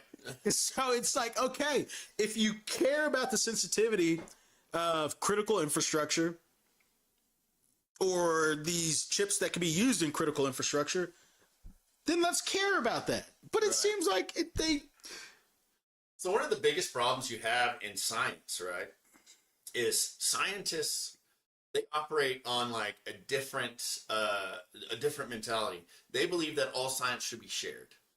And so often they share like their science, right? So anything that the US has, scientists believe that all knowledge needs to be shared. Fine, but it operate on that. Like, maybe, but I know it doesn't work that way when it comes to the government, because of the fact it shouldn't. Yeah. Right. For example, you have the I can't remember the technical name for it, but the Pickle Center in Austin, the UT, University of Texas, runs it. They partner with our government. They do a lot of highly classified work, scientific studies, et cetera, research, and they're a big player with R&D, or research and development. And if you want to, ruin a relationship real quick, be the university partnering with the DoD on some, classified research, and then share it with China. Yeah. So like there are and matter of fact, the FBI used to put out, and I think they stopped doing it, but the FBI used to put out a list of foreign countries that they had been targeting as being threats to, and I'm trying to remember the technical term. It was one of the last pieces of legislation I was working on before I left the Hill. A threat to our higher institutions of learning. And case in point, universities that do research for the Department of Defense. Right. And the FBI put out it was not just a list of the countries that we had found to be threats in the past, but also ways that they infiltrate our universities to gain access to this sort of information. Students who come from China who are, next thing you know, in a research lab with some incredibly sensitive stuff Yeah. that they then they'll finish their education here in the United States and then take all that information back to China. And I do know that there are stipulations in place to prohibit them from just sharing that sort of information. It's not like a free for all in that regard. Well, what I'm getting at is once there's a breakthrough in whatever, in large language models, in all that stuff, it's eventually it's gonna get out there. Sure. And the real big problem, right? OpenAI started as open source. Like the first major AI was open source. Anyone could go download their work. Interesting. Anyone could. And so actually Elon Musk and I think Peter Thiel and maybe not Peter Thiel, but definitely Elon Musk was one of the biggest investors into OpenAI at the beginning. And he wanted to keep it open source, where anyone could use it. Like you can use the source code and manipulate it however you want. And the reason that helps is there's geniuses out there that nobody knows about. Yeah. Right? There's guys out there who will take these things and make it their life mission and not sleep for a year and make it better. Yeah.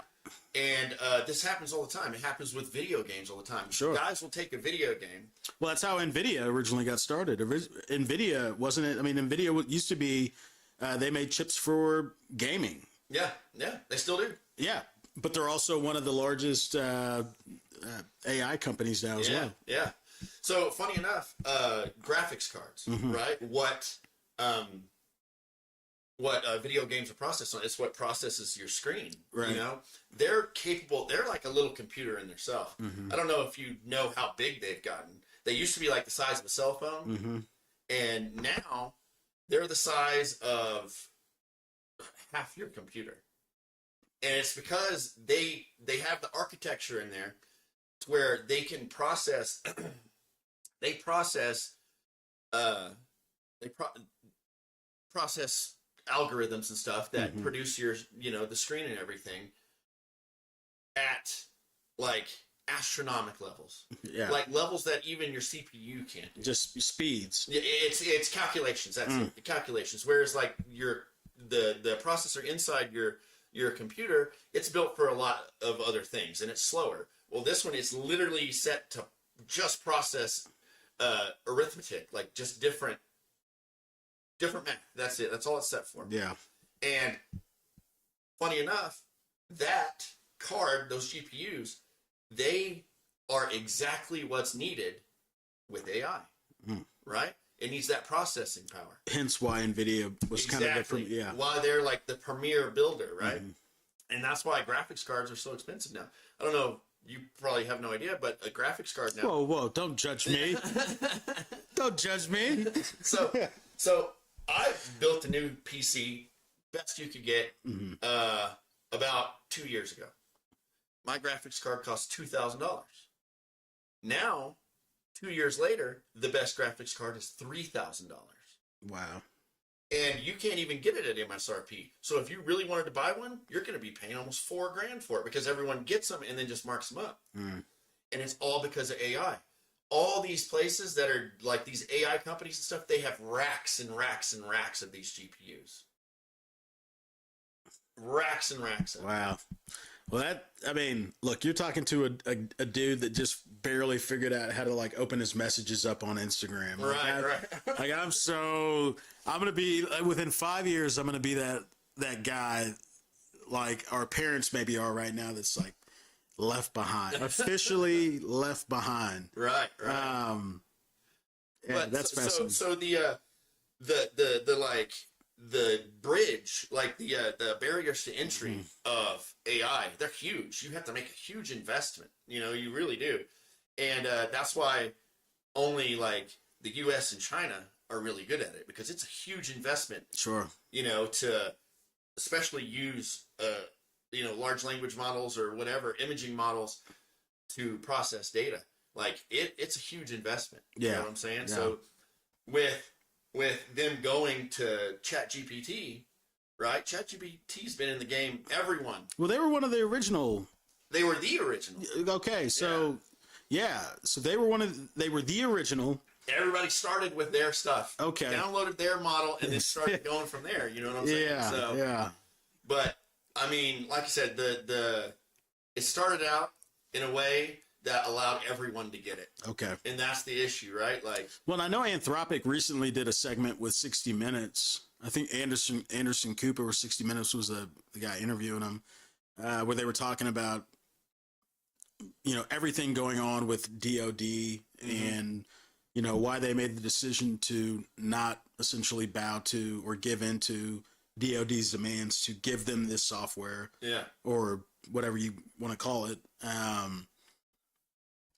Are you concerned with, and we're way off base. What we were talking about. Yeah, we're way off topic. We'll get back to this video. Yeah. We'll get back to the video in a minute. But what are your concerns? As somebody who understands a lot more about AI than I think the average individual, what are your main concerns with the direction that things seem to be going? Like, I saw a video the other day where, you know, the Chinese have these robots Yeah. that seem to be able to do and move in a way that could be, I mean, it's like iRobot, essentially is what it is. Yeah. And I know that, you know, folks have been working on this stuff for a while, but what are your main concerns with AI in the unregulated environment that we seem to be operating in?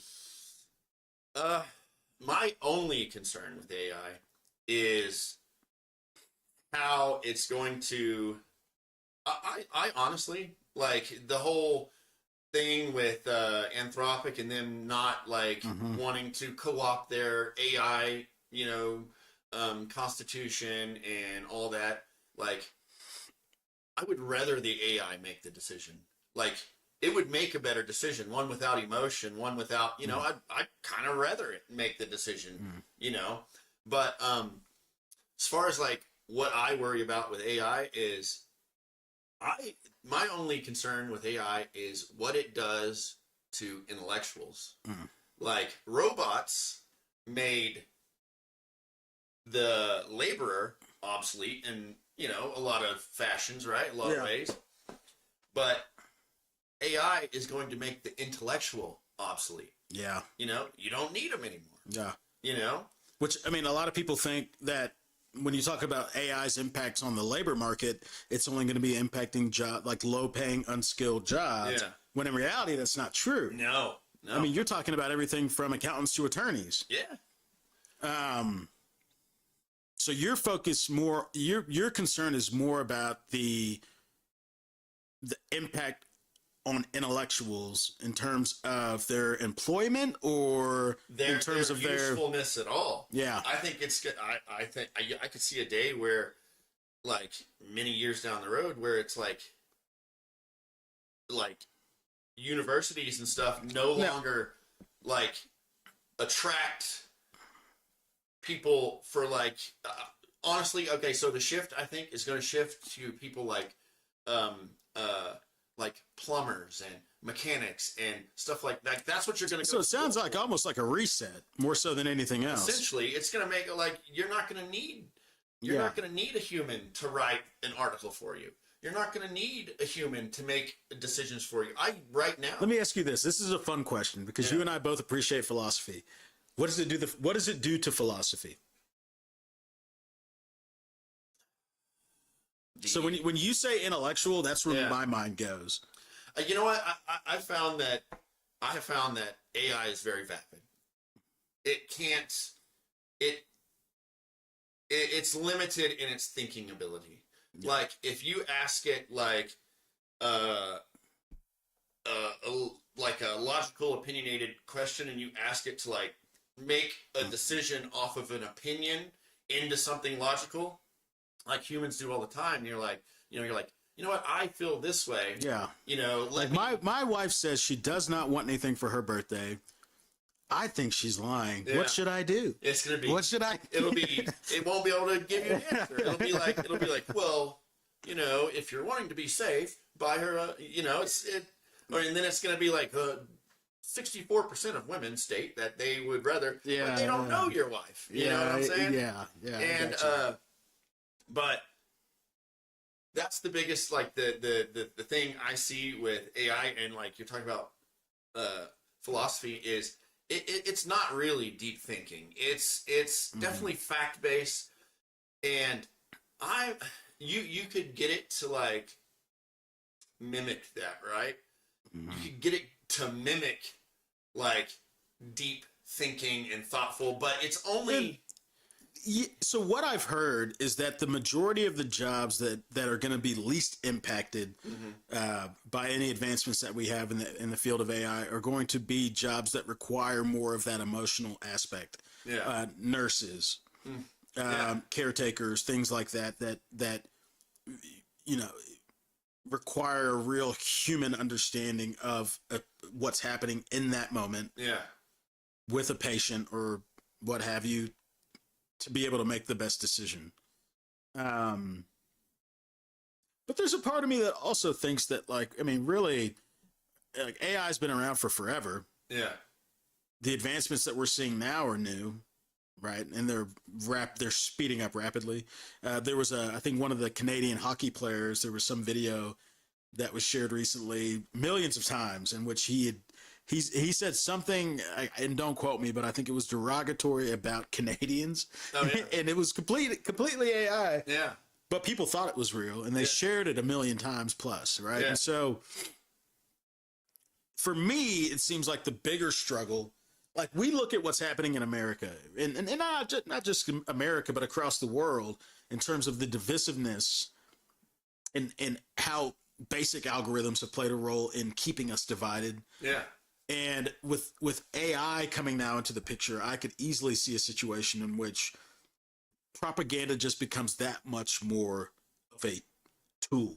Right. Way more so than it ever has been, to take advantage of people who are already looking at information and grabbing and sharing things without fact checking them one bit. Yeah. AI is going to change the game. Oh, for sure. Big time on that. Yeah. So yeah, I mean, it's all gonna it's curated now, right? Like, what you see is curated now, but once you throw AI in there, it's like, you know, I was having this conversation with my wife. I was talking about how places like communist countries and stuff, they tell their people what to think. Like, they're like, hey, no, that's it. Like, kind of got a little bit of that. Well, but in the U.S., the way they tell us what to think is through propaganda, through the news. Yeah, showing us. Yeah, it's like they tell us what to think. They tell us sugar's bad, and then they press that message, in which sugar's bad. But you know, like, we're controlled. And there's only they have to control us, right? They want to. That's what they do. We're controlled through propaganda. Like, to say that's it, like propaganda is ever going to stop, it's not, because it's never always been a thing. Yeah, it's always been a thing. Yeah.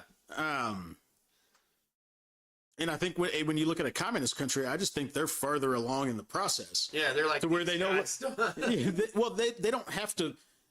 You know, propaganda is a tool used to fool people into thinking things. Yeah. But once you've conditioned people to think a certain way long enough, you no longer have to fool them. Yeah, that's true. You know what I mean? And so when I think of like a communist country, I view that communist country as just being further along in the propaganda process, if you will, than where we are right now. Yeah, that's what I was gonna say. I mean, which government is more efficient? Well, I will tell you this much. One government has the ability to plan for 100 years versus 4. Yeah. Yeah, exactly. Which government is more efficient? Now, I'm not a communist. Yeah, we're not communists. Oh, this Marxist podcast, communist. Oh, man, yeah, don't let people get going with those terms. I'm only the communist if I'm the dictator. Then I'm okay with it.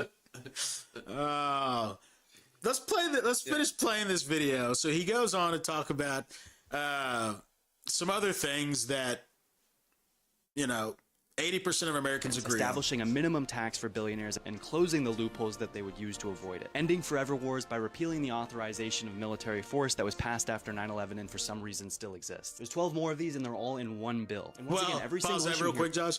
The AUMF, or the authorized use of military force, still exists because, as it would turn out, there's no winning a war on terror. Right. Yeah. I mean, you're battling an ideology that you're never gonna like. And grant, like they have been talking about repealing the AUMF or replacing the AUMF with a more modern AUMF for decades. Yeah. Which is crazy to say, given that to us 9/11 seems like not that long ago, Right. but it's been decades. Yeah. And but I agree with this guy 100%. President after president has used the existing 9/11 or I want to say it's the 2003 AUMF, if I'm not mistaken. Don't quote me on. I want to say it's 2003 to justify countless drone strikes, countless missile attack strikes. And I agree with repealing it, and not even necessarily replacing it, just repealing it. And we need to have a conversation about what replacing it looks like. Here's all the. If we want to, you want to look through them, or Sure, yeah. Lifetime lobbying ban. I feel a certain way on that, but What do you think? well, in general, I agree with it. But this gets us back to one of the earlier episodes where we talked about lobbyists and how, you know, the average age of a Hill staffer, how young they are, how many issues they're being forced to have a very surface level general understanding of, while still being able to focus on those areas that, you know, they really have expertise in. So, for example, when I was a staffer, at the same time I was handling foreign policy, I was handling ag, trade, defense, homeland security. At one point I had postal issues, energy, like the list goes on, right? And you should, ideally what you should have is one person for every single one of those issues. Yeah. Because you're not going to be an expert on any of them when you're being spread that thin. Yeah. The thing about lobbyists is that I understand that they do cause issues, right? But they also help fill a void. Right now, because you have the average age of a Hill staffer is probably somewhere between 25 and 30. They're making probably $65,000 a year or less, living in one of the most expensive cities in the country, dealing with 10 different issues. They're not going to have the knowledge on all, and man, like Hill staffers are some of the most underappreciated people. What if you did something like this? What if you you ban lobbying, but you increase the pay? You have to, that we talked about that, right? Yeah. If you're going to ban lobbying, then pay staffers better. Yeah. Because staffers, you have to remember, they do represent industry in the United States. Every industry, every major industry has a lobbyist. And the fact of the matter is, Because doesn't the president actually only makes $400,000 or something, right? yeah, And see, not to give Trump any more money, but I think that seems really low. for the the thing about being the president is you don't really have to pay for much. Well, yeah, that's true, but I'm I saying mean, you have a house you live in. yeah, that's true. You have a way of getting around that is more expeditious and efficient than any other way anybody else gets around. Well, I guess my thinking is, because I think the same way with like teachers and police officers, and it's like, if you want the best ones, make them the best paid. You got no. That's exactly right. Yeah, That's exactly right.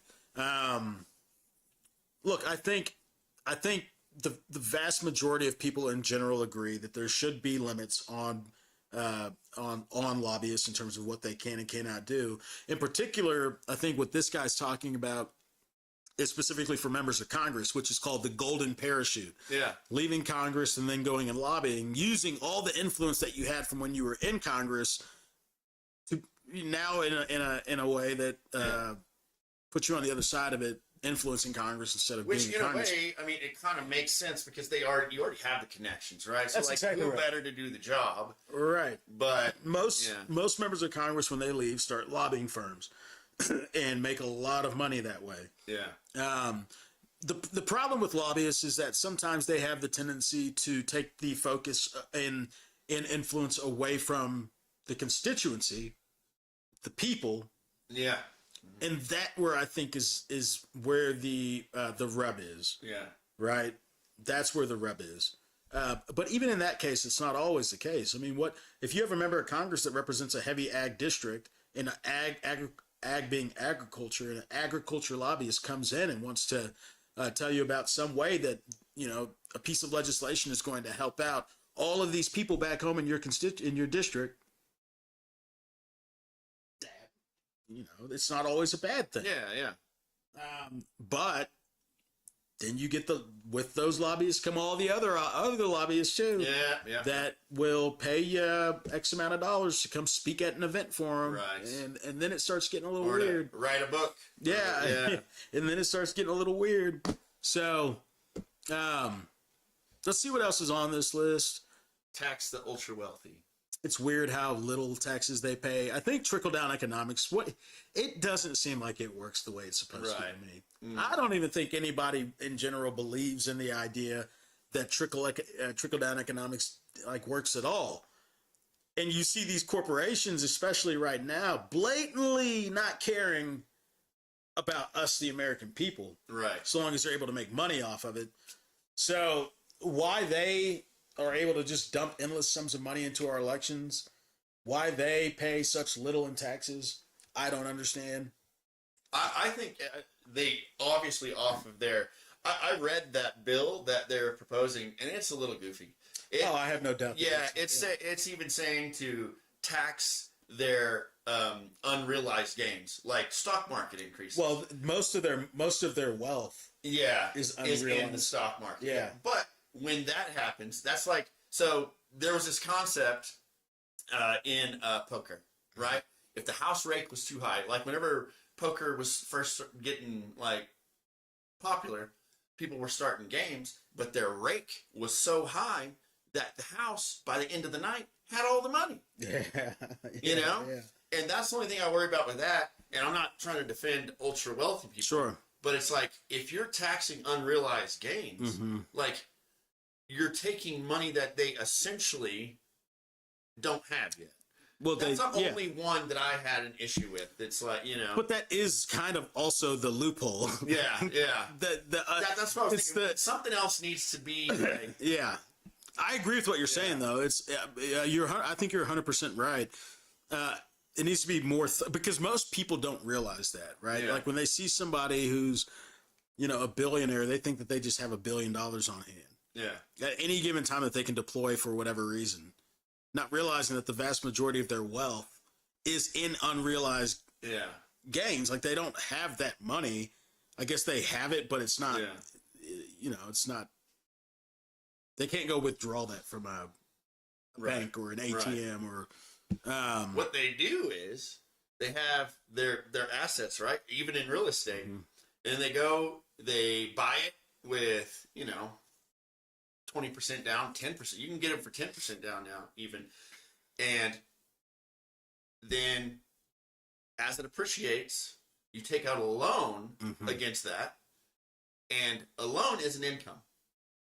So whatever money you're getting from that loan, they do this with their stocks too, is you put your stocks up as collateral and you take out a loan and then you use that to live however you want. Yeah. You know?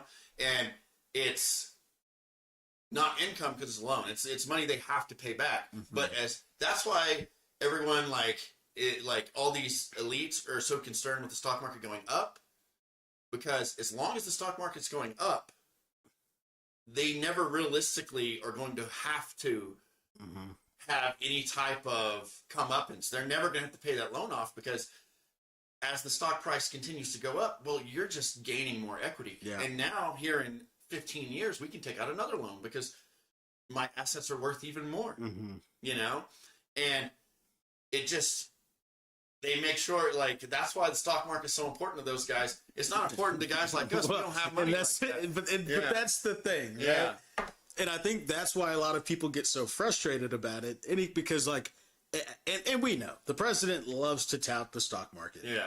The reality is very few people have actual stocks in the stock market. Yeah. Most people have no concept of how it even operates. Yeah.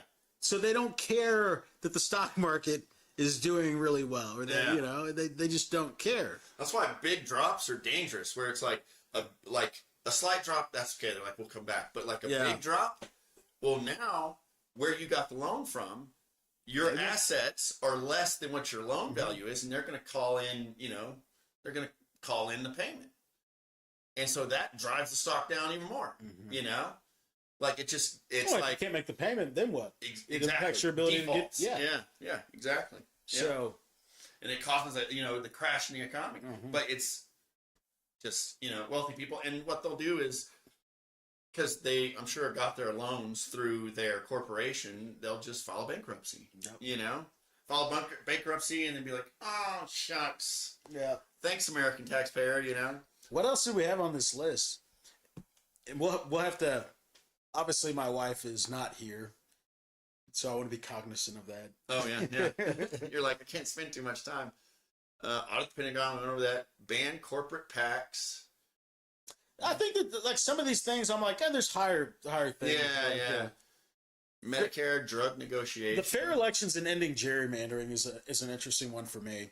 And gerrymandering has been around for like the 1800s, since like the 1800s. But like the thing that I've always hated about gerrymandering is I think that like gerrymandering is what creates these ultra politically divided climates that we live in. They attribute to it greatly. Yeah. Right? Because you no longer have to worry about being moderate in any regard when it's only people who already agree with you in your district for the most part. Yeah. I don't think it should be that way. No. Like, I think if you have a healthy, and I've always kind of been jealous of people who have like these districts that are like right there in the middle, to where like they have to keep these members of Congress honest. You can't go too far to the left or too far to the right. Yeah. Because either way will end up resulting in you getting kicked out of office. Explain gerrymandering to people who may not really realize what it is, because I hear that term and I know it now, but before, like years ago, gerrymandering, I'd hear it and I'd be like, oh, gerrymandering. Okay. Well, so in general, and I think the number is 180,000, but can you Google this, the number of people within each congressional district? Because that's how districts are formed. It's based off of population. And so technically what you can do is you can draw a congressional district to essentially capture any number of people that you want in order to reach that 180,000. Now, we're going to fact check this just to make sure it's correct.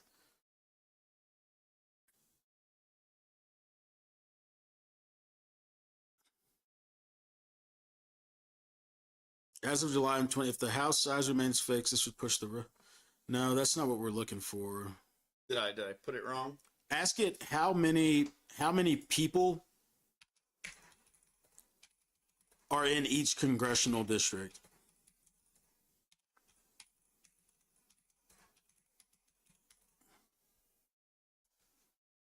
Obviously, this number fluctuates, or the number of districts fluctuates, because the population fluctuates, right? Has 435 congressional districts, voting seats in the House of Representatives. Well, yeah, but Each intended appointments. Average ideal population. okay, so I was way off. So 750,000 people approximately in each district. And all this means is that you can take and draw a district any way you want that allows you to capture that number of people. Yeah. Now, if you know more conservative people live in this area, more liberal people live in this area, well, as a conservative, I don't want a lot of liberal Right. people in my district, so I'm going to draw a map or have a map drawn in a way that cuts them out and just captures these people over here that more so are aligned with my party. Yeah. And that happens. Dividing the entire state into little pieces. Yeah, these And awkward you can see some districts. crazy. Go to North Carolina if you want to see some crazy districts, like where like the median on a highway is like a. They get really creative, but essentially gerrymandering is that drawing a district that creates a safe seat for a member of Congress that obviously you have to capture. Is it South Carolina? You said North Carolina. North Carolina.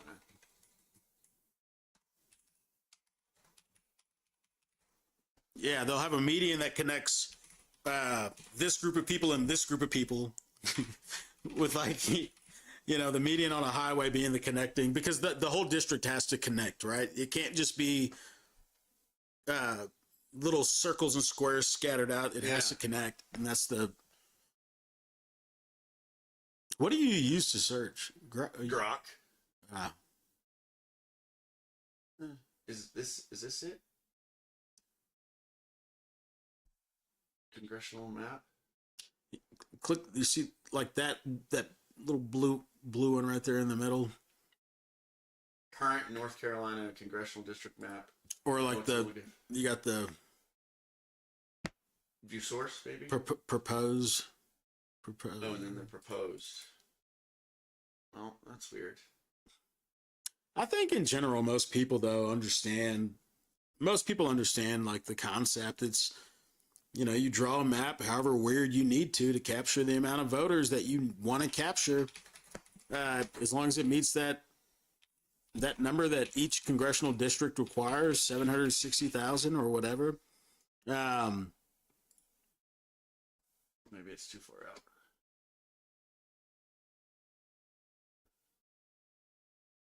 But putting an end to gerrymandering would, I think, solve a lot of problems. All of a sudden you have... Oh, there we go. Yeah. So, I mean, look at look at this. That's a district. Like, this isn't... Yeah. In the red. I mean, that's incredible. Yeah, when a district should be over here. Yeah. Like where the mouse is at. There, in there. Yeah, it's like, where are all the people that agree with me and how do I get there? Yeah. Yeah. I mean, you literally got different cities. This creates a lot of the chaos. Yeah. Because you can be as radical as you want to be all of a sudden, because you're in a safe seat. Right. You don't have to worry about people who agree with you having really a majority to vote you out. I will say, though, in the age of Trump, that's changing a lot, because people are shifting. Yeah. Ideology. I mean, I've only ever voted Republican. Yeah. But I'm more than likely going to be supporting Tallarico in this, because I want the chaos to stop. Right. I'm tired of waking up every day to some, to a new surprise. Yeah. Like, I'm tired of that. Like, this is not how this country is meant to be governed. You think Tallarico's got to do it? Well, I mean, I think that, like, in general, I never thought that I would imagine myself saying this, but, like, Democrats taking the House is how the chaos stops. Right. Republicans have not stood up to this dude at all.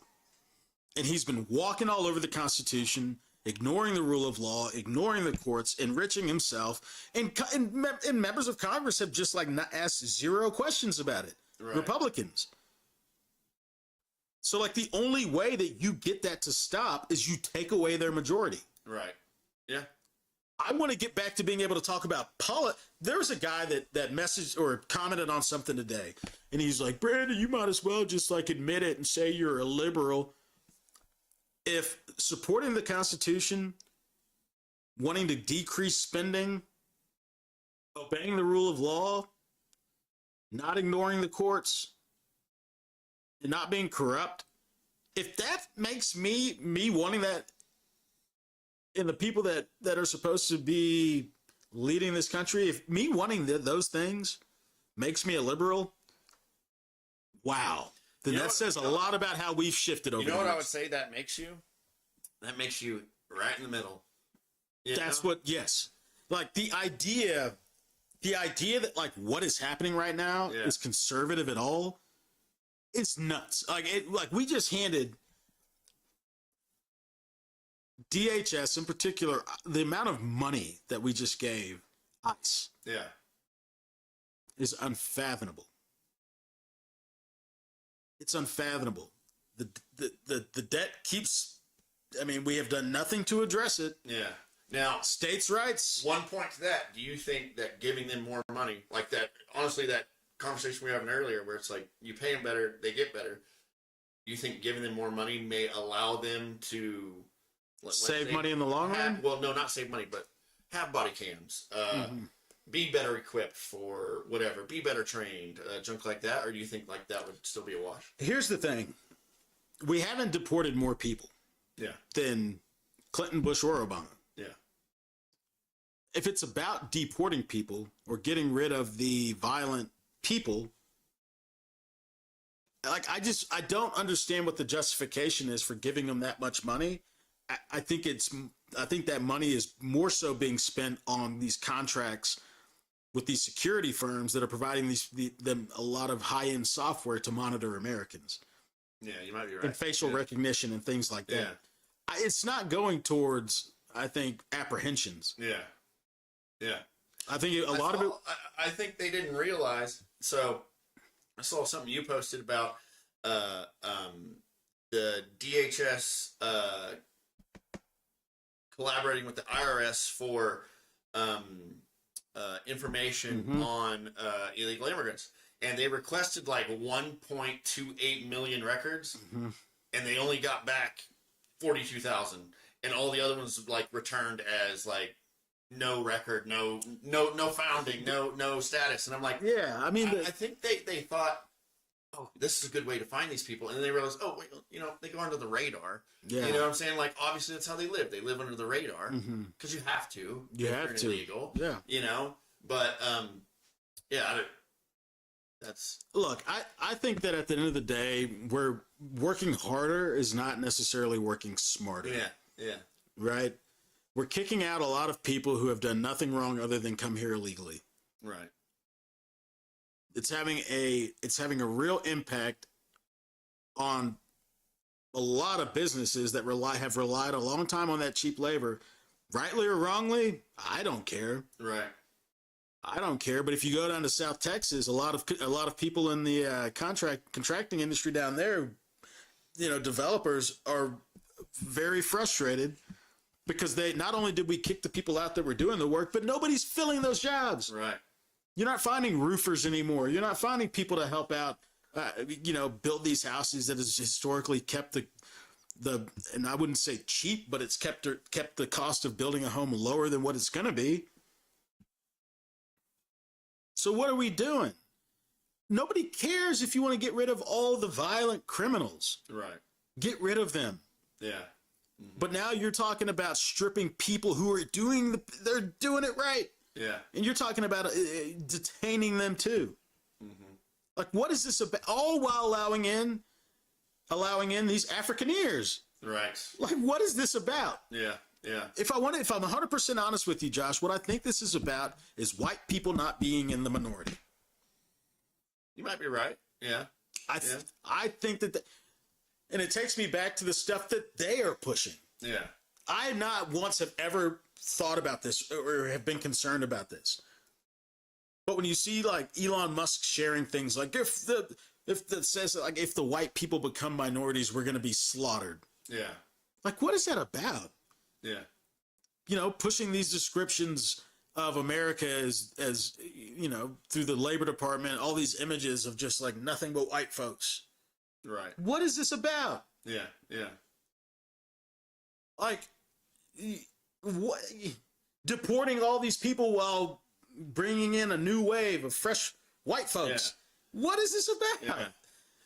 Stripping out slavery from say, museums. As a white person, every now and then it concerns me a little bit. Like you had, I think it was Gene Wu, congressperson, say that when Chinese and Mexicans and blah blah blah, they all figure out who the real enemy is, we'll be able to take over this country. And I'm like, I didn't do anything. And that's irresponsible rhetoric. That's stupid. Yeah, and then Ilhan Omar saying that too, saying that white people are the enemy. I'm like, I didn't do nothing. Yeah, see, like... And I think that type of whatever, like rhetoric, whatever, like does a lot to hurt the nation as a whole, because I'm like, hey, the people who are literally...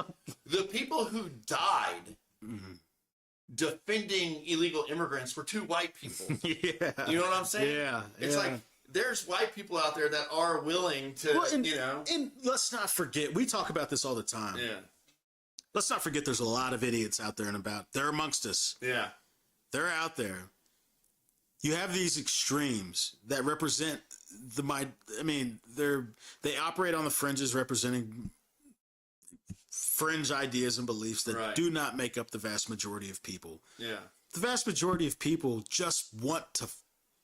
I almost dropped an F-bomb. They just want to be left alone and live life. Yeah. There's no scheme or plot going on. They just want to be left alone. Yeah. Just, it's like we said, I think first podcast, like everyone wants the same thing. They just want a good life. Yes, know? man. Yeah. Like, you know, one of the things that I hope comes from all of this, and I think we have a long way to go. I agree. I think it's going to get worse before it gets better too. I don't disagree with that. I mean, but our leadership has an important role to play in all of this. And what's unfortunate is that our leadership isn't stepping up. Yeah. And putting some wet cloth on the flames. They're throwing kindling on it. Right.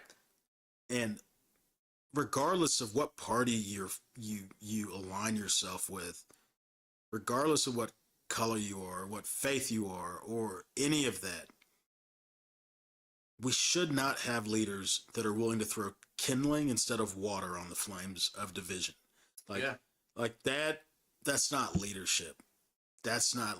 Imagine if Abraham Lincoln during the Civil War decided that unity was not important.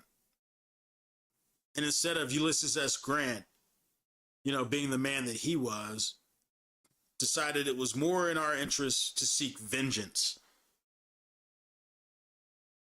than forgiveness to the Confederacy. Right, yeah. Imagine if over every period of American history, whether it's post-World War II, we decided to crush Germany once and for all instead of help it rebuild. Like, in those moments, we had leadership. And right now, we do not on any side of the aisle. The reason why I like guys like James Tallarico is because he gets it. He understands that the fight it's not between us. Right. It shouldn't be being viewed and pushed as being a fight between you and me. That's not where the fight is. There are certainly people that we need to identify who are causing this. And I'm not suggesting going out and, like, you know, causing bodily harm or nothing. Right. But we can absolutely create a system in which everybody carries their own, pays their fair share of what it costs to become that uber wealthy to begin with in America. Right. This is so much beyond, like I told you, man, I would love to be able to get back to debating about politics again. Right, right. We're not there right now. We're not debating about politics. I mean, we're it feels like the country is being ripped out from underneath some of us. Some people don't feel it that way, but I feel it that way. Mm-hmm. And I see things happening that are in none of our interests. Like, this serves nobody. The Constitution and the violations that we've seen take place with it, that Constitution applies to me and you. It protects me and you. It protects all of us. And when you allow for somebody to infringe upon it so carelessly and in the way that not just this administration, I mean, this administration has taken it to another level, but previous administrations have done it too. When you see erosions of systems like our judicial system and institutions like the Department of Justice, where yes men are replaced with actual civil servants, that impacts all of us. Mm-hmm. And, you know, it seems obvious to me, but I know it's not. I get just enough people disagreeing with me every day to know it's not so simple. But I wish we could get to a point where we could talk about what used to be perfectly understood things. Like, it used to not be weird to be a conservative and disagree with the president when he infringes upon the Constitution. Yeah. Or my constitutional rights. That used to be normal. Yeah. It used to be okay for us to call those people out. Yeah. You know what I mean? Mm-hmm. But now it's become less about the system, it seems, and more about the man. Yeah, for sure. For sure. And like I said, I still think that gets back to, like, well, COVID and a lot of people feel like, oh, Trump saved us. And I get that feeling, and I think they feel like that's why they're so like gung-ho. Yeah. You know, when I don't think you should be gung-ho about anyone. Especially not a man. You know? Out of all the people you could be gung-ho about, you know, it sorry, I just got a ridiculous text message from a buddy of mine. Giving you a review. I got a text from a buddy of mine. If you ever want to know how frustrated a Democrat is with the Democrats right now, we're gonna have him on one of these days. He's an old buddy of mine from DC, and man, if you want to hear somebody rip into Democrats, he's the guy. Yeah. And he's a Democrat, right? And he's a Democrat, yeah. We're gonna have him on at some point. But he sent me this ESPN alert that says FIFA will monitor developments in Iran following the outbreak of military action by the United States. President Donald Trump, who was given the FIFA Peace Prize by FIFA President Gianni Infantino in December, announced the commencement of missile strikes on Iran. I mean, the FIFA Peace Prize. The FIFA Peace Prize. I forgot about the FIFA Peace Prize. That's a thing? No, it became a thing because Donald Trump wanted a peace prize so bad. So he got the FIFA Peace Prize and Maria Machado's Peace Prize. He got them both. Oh yeah, it's Donald Trump. Oh yeah. The video of them giving it's too rich. Man, I think we already confirmed stance on stripping Donald Trump of Peace Prize. Oh, they're gonna strip it from him? I guess so. Oh my gosh. Go figure. Go figure. Man, yeah, it would seem that the man doesn't deserve a peace prize. But hey, what do I know? I'm just a dude out here just trying to make it. Crazy. Josh, what do you say, man? You think we put a pin on it? Yeah, Pin in it? Yeah. We've been on for 2 hours and 16 minutes. Yeah. Some people are probably tired of hearing of us. Oh, always, yeah. For anybody that paid attention to us, folks chatting it up, we thank you. We thank you so much, and we hope that y'all will join us again next Saturday. That's right. Same time and place. We will be here, and I'm sure there will be no shortage of new developments to talk about. In particular, I'm very interested to see what happens with this whole Iran deal. I mean, my heart goes out to the Iranian people. My heart goes out to the men and women in uniform that are operating in the region right now. Be safe. Regardless of why we're in this conflict, I think it's important for the American people to be behind our servicemen and women. And so ditto. Y'all have our best. And we love you as always. And we love you too at home for anybody watching this. Join us next week here on SOS Live for more fun conversations between Josh and I. Y'all take care. Enjoy the rest of your weekend.